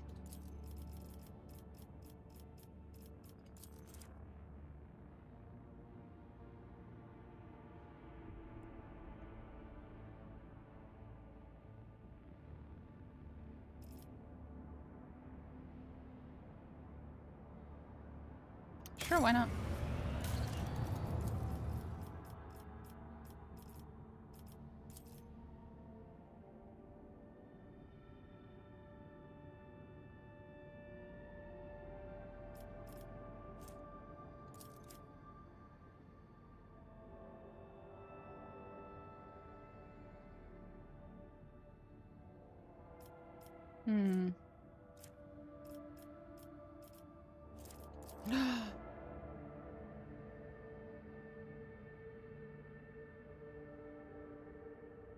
We're making a charter of minimal rights. Let's fucking go!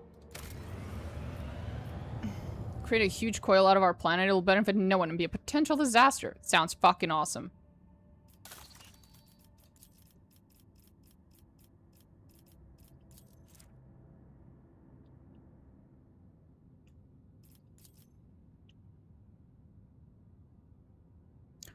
Offering this Order of St. Joseph shall grant the people of Targa the right to fight under the inspiring protection of St. Cognatius. It's been enriched by the names of valiant warriors, each worthy of a monument. Inspired by them, shall find new courage and more willingly embrace the inevitable atonement for the one.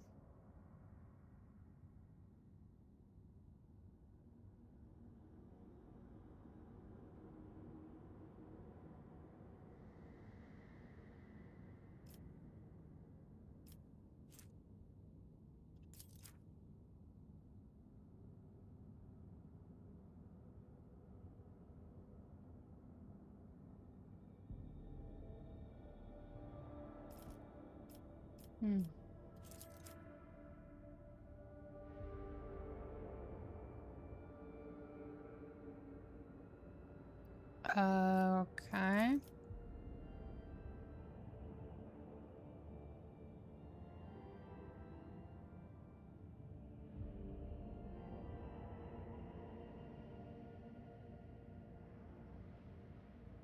That's a little weird.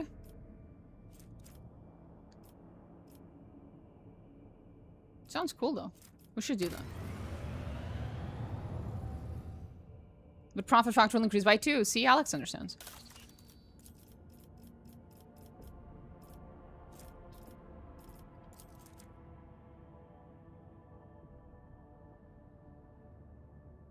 Oh, Witch's Last Cry. We need that. We so need that.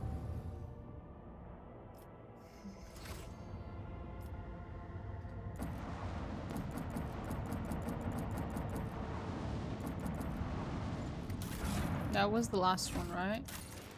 It was.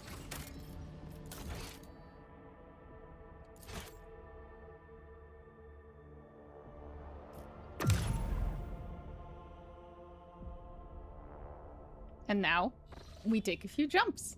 And we see what happens.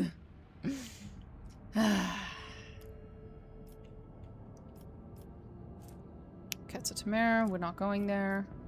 Not yet. At least.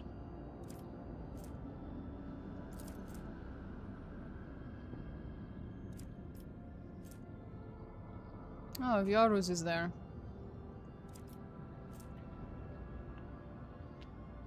You saw Rogue Trader's stream and was curious? You're welcome to hang out. Hey Marajai, let me introduce you to your first demon. Well, at least your first demon on a Mon-Key ship. And that was my phone. Reminding me that it's late. Where can I jump from here?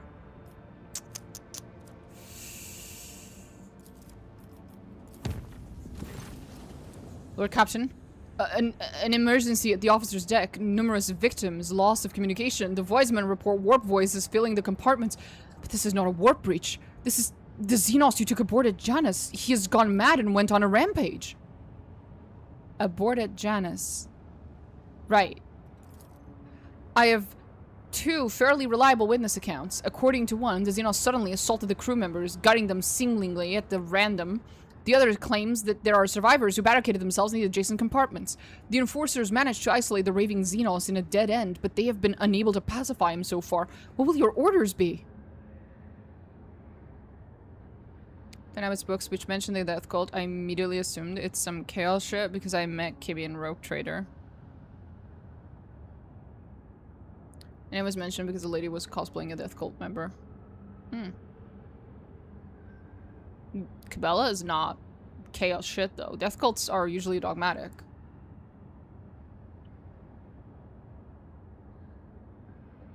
Oh, before I met Kibby and Rogue Trader. Gotcha.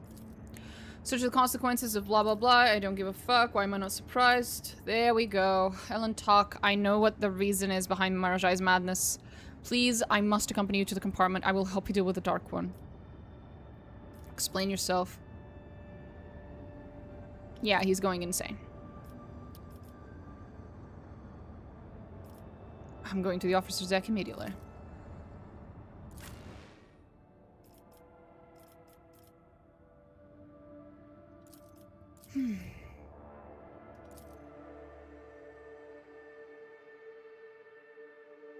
Big goofball. Big goofball.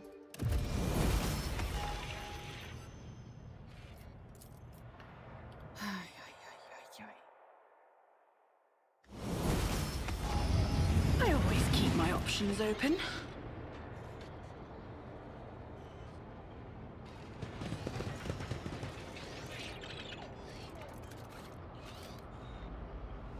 Somebody open the door. Open the door before he gets me! And then he gets you. Attention to detail is the key to success. Happens to the worst of us. The maimed, bloodied body looks like a broken marionette lying in an unnatural position. Rise to the top, or get left in the dust.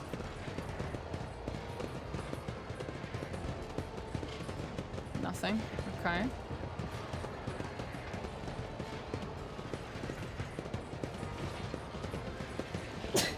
God damn it. Sweet Lord.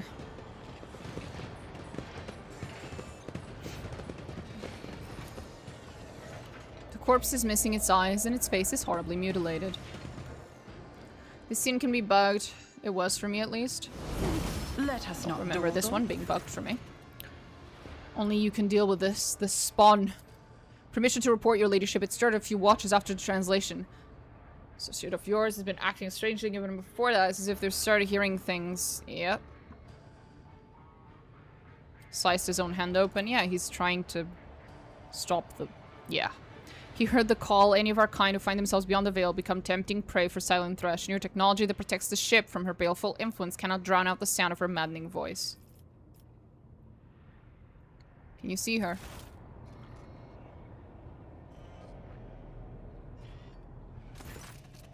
See who, your ladyship? Whom are you referring to, Lord Captain? I cannot see anyone, Domina, but I can certainly sense a warp presence nearby. You're saying you can perceive it. Then the entity itself has decided to reveal its form to you. The real question is why? I can't see anyone, Lord Captain, but I sure can hear her just fine. Must have come for your Xenos.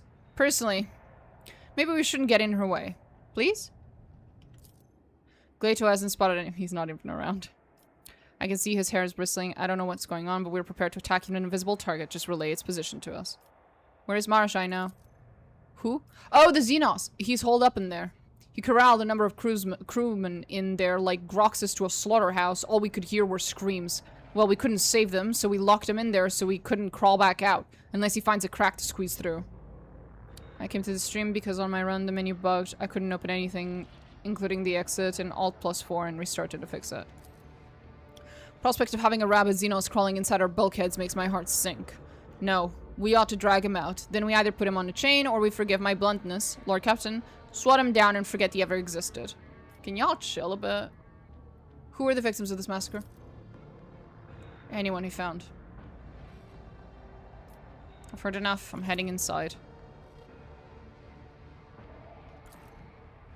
We should go with your ladyship with your permission. I just wouldn't be right for that to go in there alone.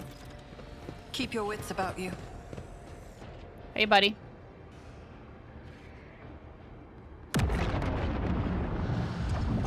You done being a massive bitch?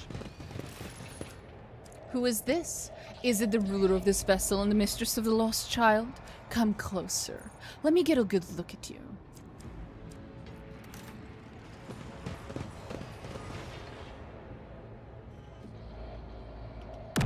She's broken.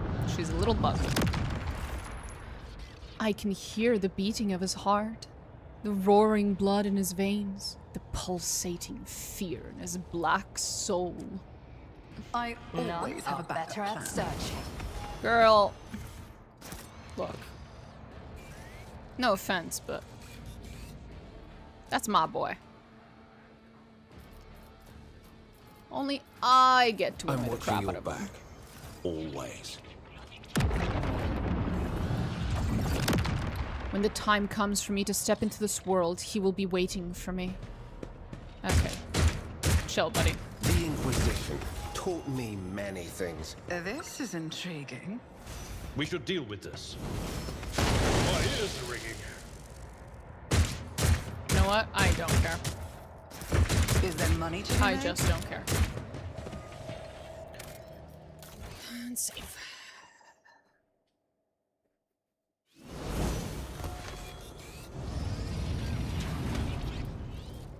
Let's not waste time with pleasantries.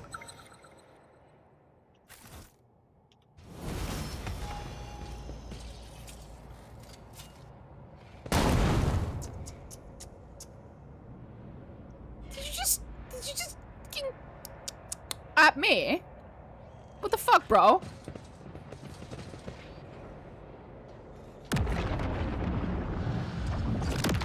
I have come because the prince wills it. The soul of all his progenitors belong to him alone. None will escape his embrace. Okay, buddy. I always keep my options open. There.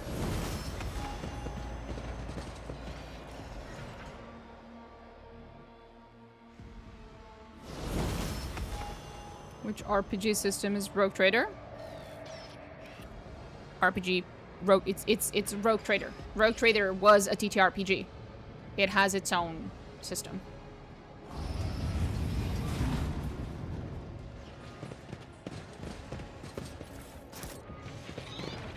From the 80s or 90s? I don't remember. Can never remember.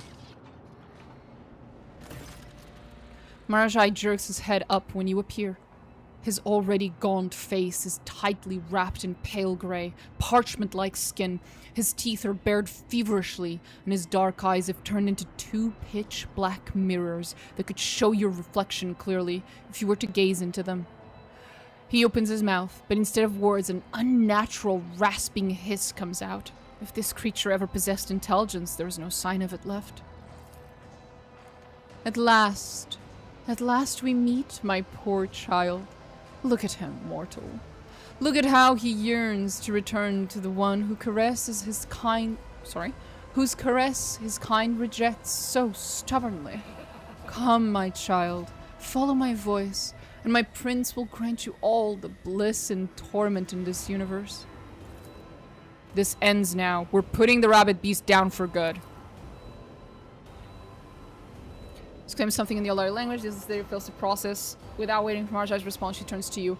My dark kin has lost himself in the fight against the pull of she who thirsts. Allow me, Elentak. However great our differences are, however dissolute and depraved the dark ways can be, I cannot blind my eyes and let Silent Thresh take him. Sooner or later, all of his kind will step into my embrace. The prince is patient. The prince knows that every Eldari soul is already his. But if you let me get close to the lost child, if you lull him into letting his guard down, my prince will reward you. The soul of this pathetic Xenos is a small price to pay for the blessings that come with my master's favor. I will try to bring him to his senses. The Drukhari stares at you without blinking, teeth still bared, his frenzied expression frozen like a mask. You hear hissing again, this time lower and angrier than before. This unit has received a sign from the Omnissiah. The transfer plate upon which the Xenos has so short-sightedly made his lair can be reconfigured to send a short discharge of the motive force. This unit could use it to impart a modicum of reason to this crazed creature. Basically, zap him. Look at him. Half crouched, teetering slightly.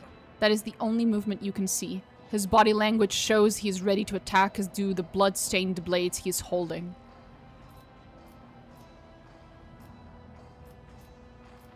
Marajai, can you hear me? Let's talk. Your confident voice reverberates through the metal room. The Drukhari blinks, then blinks again. The mirror-like surface of his eye seems to ripple, as if something else is beginning to surface, apart from the soulless reflection, something vaguely resembling awareness. He's turning his head back and forth, surveying the room, but still watching you. His muscles are no longer cramped stiff in a battle stance, but his face still bears a twisted expression that can either be interpreted as wild frenzy or terror.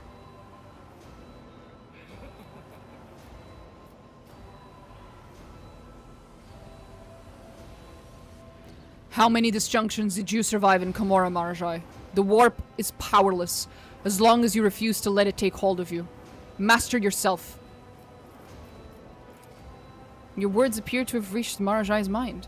He shakes his head and closes his eyes, then you watch him take a deep breath and relax his shoulders ever so slightly.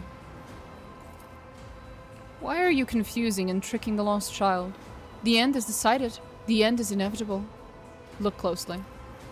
He's standing tall and looking at you with faint traces of intelligence in his eyes, which are still hazy. It looks like one last push is required for him to emerge from his death-sowing trance. What about all that talk of the great Eldari race? If only you could see yourself now, you worthless, quivering beast. A mirage was all it took for you to soil yourself. Marajai blinks, and his eyes ignite with a familiar look of fury and wounded pride. I will rip out your tongue and make you swallow it piece by piece along with your own teeth. The air behind Marajai ripples, and you watch as the demonette's faintly visible silhouette bleeds out of thin air. The horrible mouth is sneering triumphantly. The large pincer is rising higher and higher. Marajai behind you. The demonette brings her pincer down on Marajai's head and clangs against his raised blade. Marajai crouches and shoves the shrieking warp entity away from himself. No, no, you're mine! Marajai, you're mine! There we go. Rage bait him into his senses. That's all I've been doing since we met. Let's go.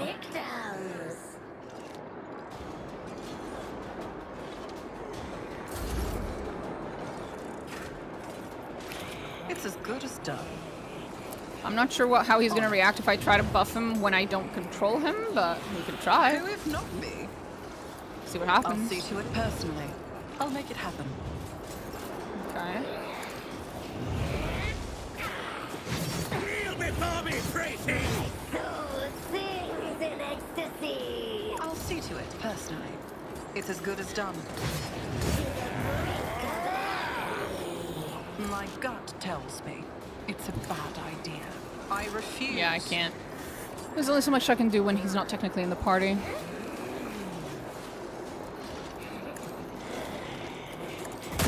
soul sings in ecstasy.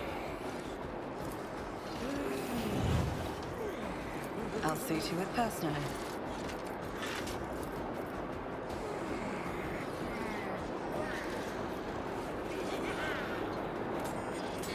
I won't compromise my principles.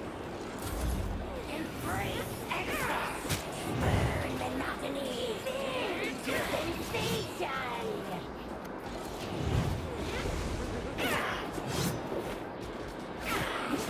What a useless oblivion approach! Broken already? Why?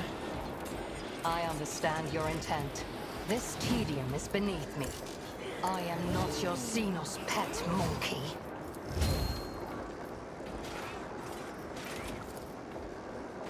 Another soul slips beyond the veil.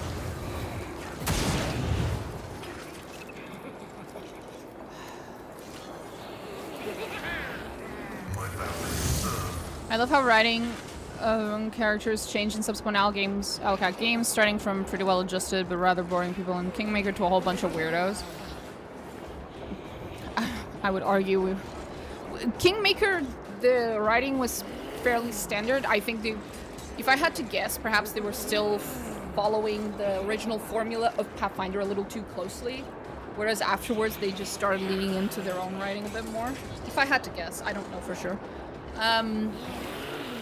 But the weirdos started very much in Wrath of the Righteous.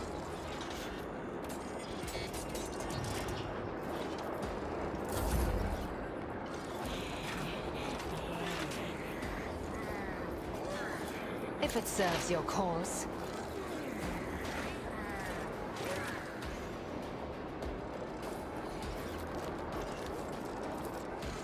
I understand your intent.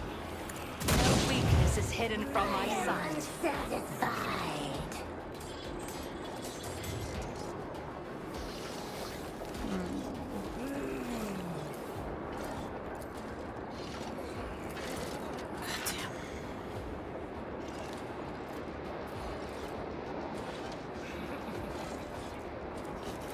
If it serves ancestors, guide me.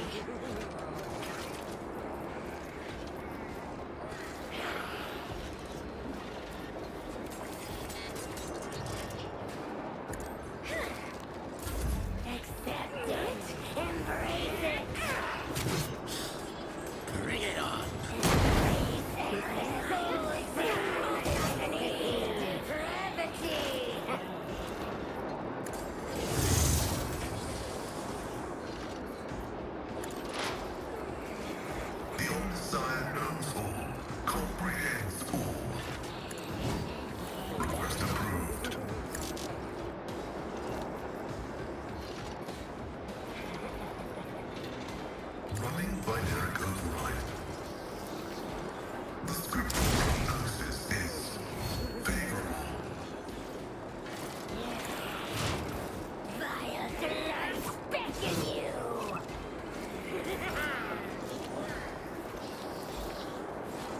For the throne's glory.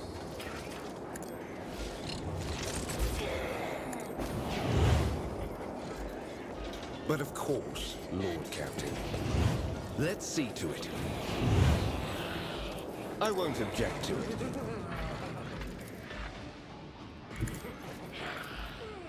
Let's see to it. Naturally.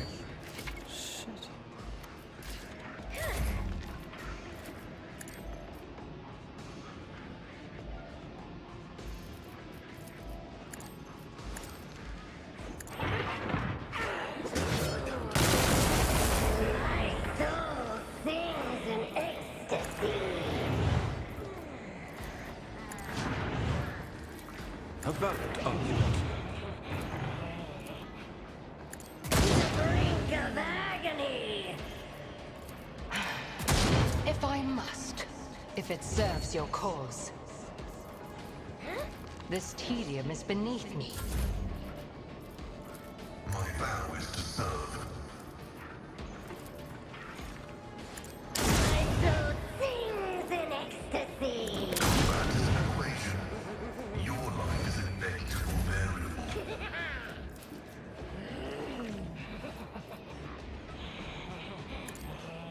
Execute command. Did you enjoy that? Please, take assistant. Engage. Vicious delight. A valid argument.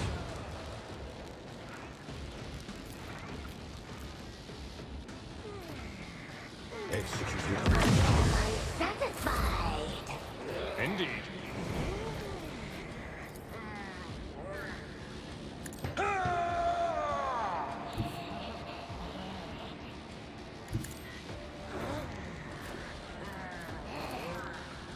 I will do my duty. That didn't work.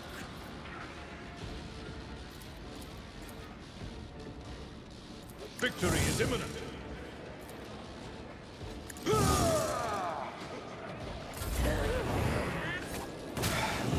Just a yearn for agony. Sweet depravity. I am unsatisfied. I understand. Nice try. I'm not doing anything much. She just keeps shooting.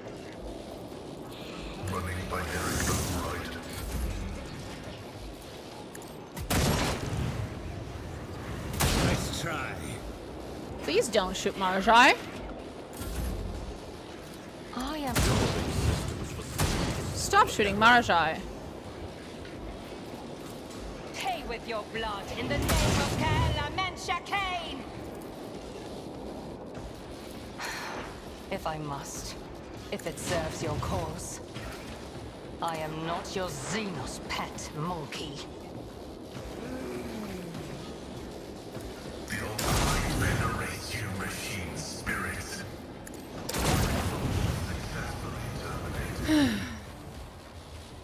Marajai turns to you, looking the same as ever, with the exception that you can see grayish-blue veins through his parchment skin, and something resembling terror in his eyes. They're gone. Gone, but still lurking at the threshold, keeping watch. I can hear their whispers. How the Monkey bear them for days and days on end. You will hear these whispers every time the void vessel travels beyond the veil. Learn to accept this. Find an anchor for such times, or lose yourself. An anchor, Asuriane. That is for those who seek to delude themselves with false limitations. As long as I have victims in plentiful supply, I won't let Silent Thresh claim me. Heinrix is looking at you intently. You realize that the cold sensation still remains. The interrogator is ready to strike, waiting for you to say the word.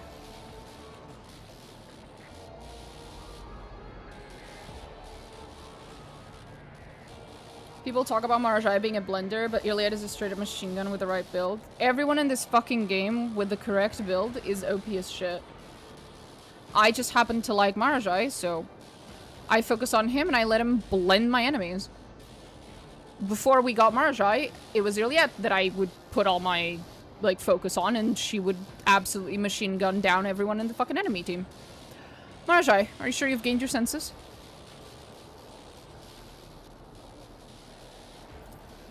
I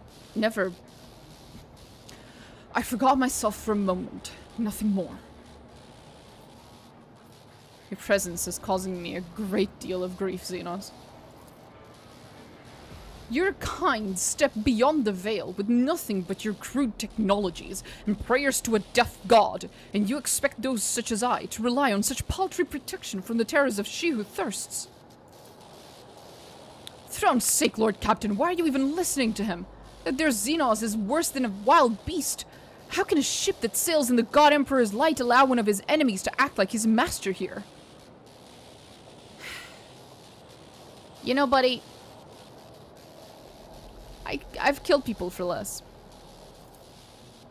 The living meat that serves you talks too much. They would, however, make for perfect playthings. I need strength in order to suffer through your oafish voyages beyond the veil. If I don't obtain a source of such sustenance, Silent Thresh will only keep testing my limits. Lord Captain, the officer has a point. If things continue on like this, we might end up with a mutiny on our hands. A massacre during every warp jump, as if we didn't have enough troubles to deal with on days like this.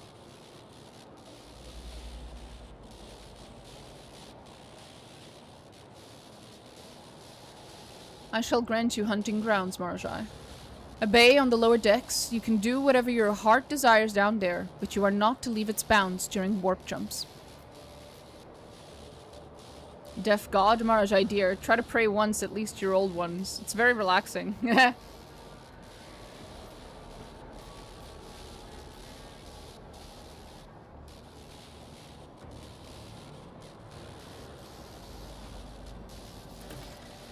He gives you a long look. The pause starts to drag on when he finally says nonchalantly, See to it that I'm not disappointed with my allotted territory. If I begin to run out of sacrifices, I think your servants will be too terrified of becoming my next plaything to perform their duties adequately. That well-fed Monkey on the ship's bridge, the factotum, I think he will solve the meat supply problem, if it arises. Your ladyship! The enforcer tries to object, but then immediately shrinks when Marjai looks at him again. Domina, the meat is too loud. Enjoy yourself. Oh. This would be my first heretical action in this entire game if I do it. Ooh. Ooh.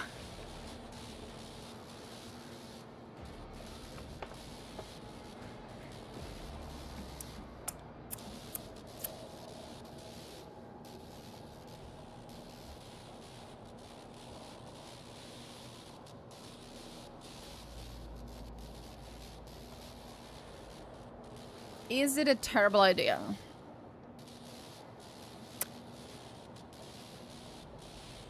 This and carving a chaos symbol when Cabela gives you a knife are always my weapons. They are fun.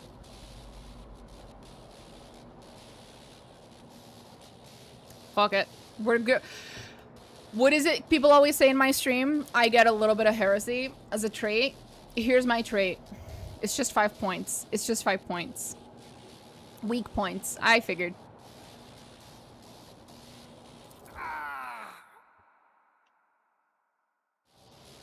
No, somebody help. I align my path with yours. For now. And that's how the crew of the ship now knew. Times have changed. Yep. Rise to the top, or get left in the dust.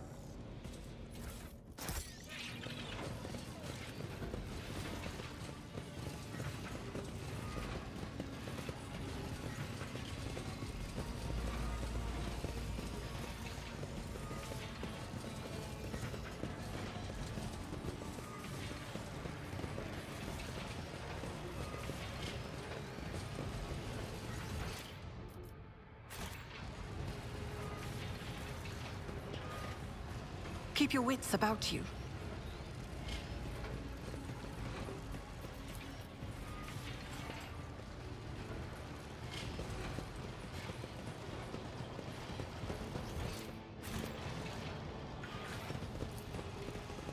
I don't know what's funny about this decision. The Marjai respects the limits of the hunting ground so that it becomes the equivalent of our death penalty button. I know, I love that. I love that he just becomes our de facto fucking death penalty. Like, he's our executioner. Whenever there's a trial, you know? He's just the executioner, that's it. I love that. I love that you get a buff on your ship that shows that people are working harder because of his existence. Because they're terrified of being caught and, you know, sentenced to death penalty, quote unquote, by Drukhari. I think that's amazing. Where is it? Do I have it already? Or is it later?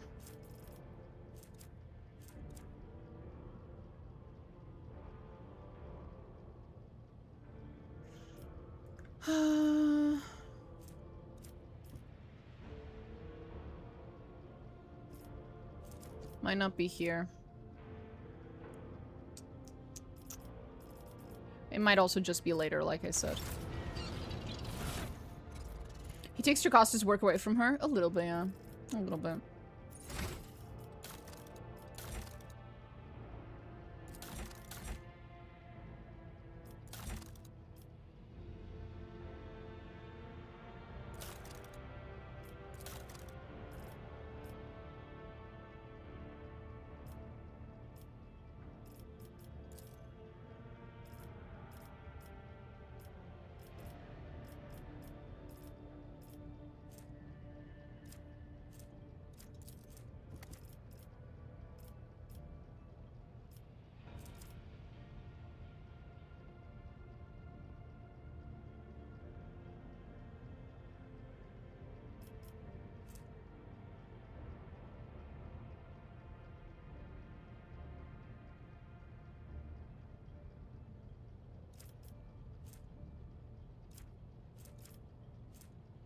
Might be later.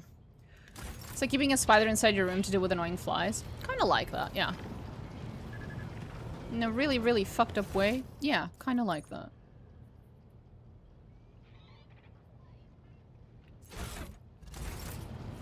Hi, Marshai. How you feeling? Come, my little pet. I see how your desire to be near consumes you.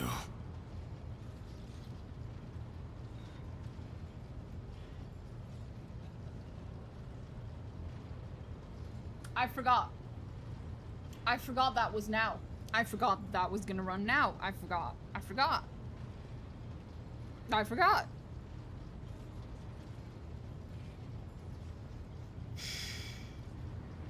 I'm folding. I am trying so hard not to scream. We're just gonna keep the plushie here in case I get a case of the cuteness aggression, okay?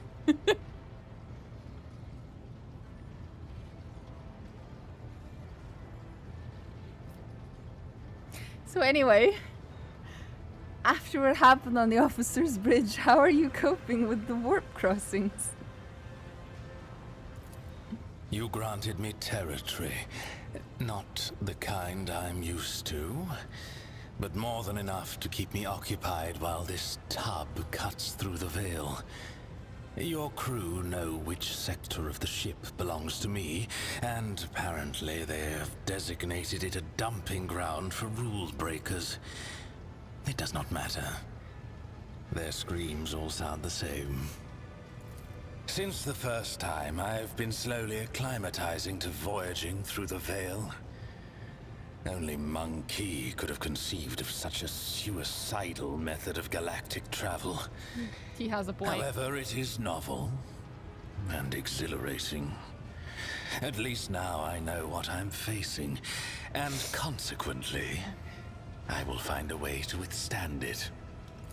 And now it is time to learn what is happening with the Cabal of the Reaving Tempest, leaderless and abandoned to the mercies of Comorragh. The survivors will probably be driven into real space to fall prey to Silent Thresh. You must find them. If we encounter the remnants of the Cabal in this dimension, I will want to speak to them. My RT just stares into my eyes for a long time like a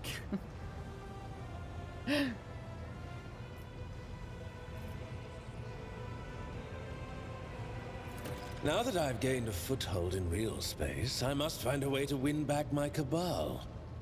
Heinrix is dead, and the Reaving Tempest will be torn apart by Comorragh. But if they allow themselves to be slaughtered, I will feel no particular pity for that worthless scum. Then go. I will find something to amuse myself with. Come, my little pet.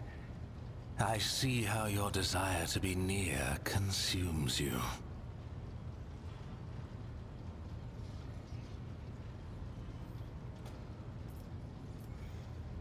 I could do this all day. Amazing. Anyway. Ask your questions. Nothing new. Are you the dark? Then what? What perhaps. Now that I... Then... Okay, I'll miss you. Do that again for good measure. I know, right? Anyway. He's taken care of. Guess we should jump again.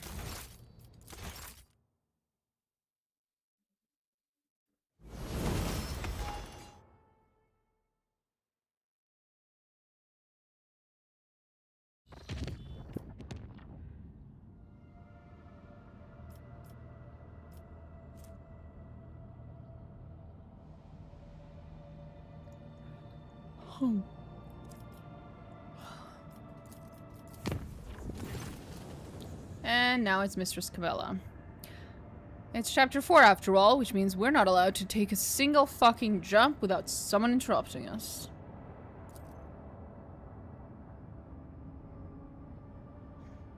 I noticed the change in her bearing when I finally had a spare moment to think on what could be done to address it at another social occasion.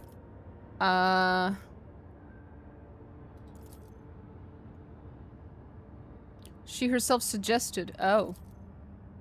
Okay.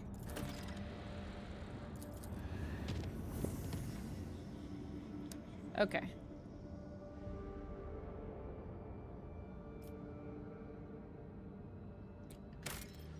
I had a very, very long day, so I'm gonna end a little early today.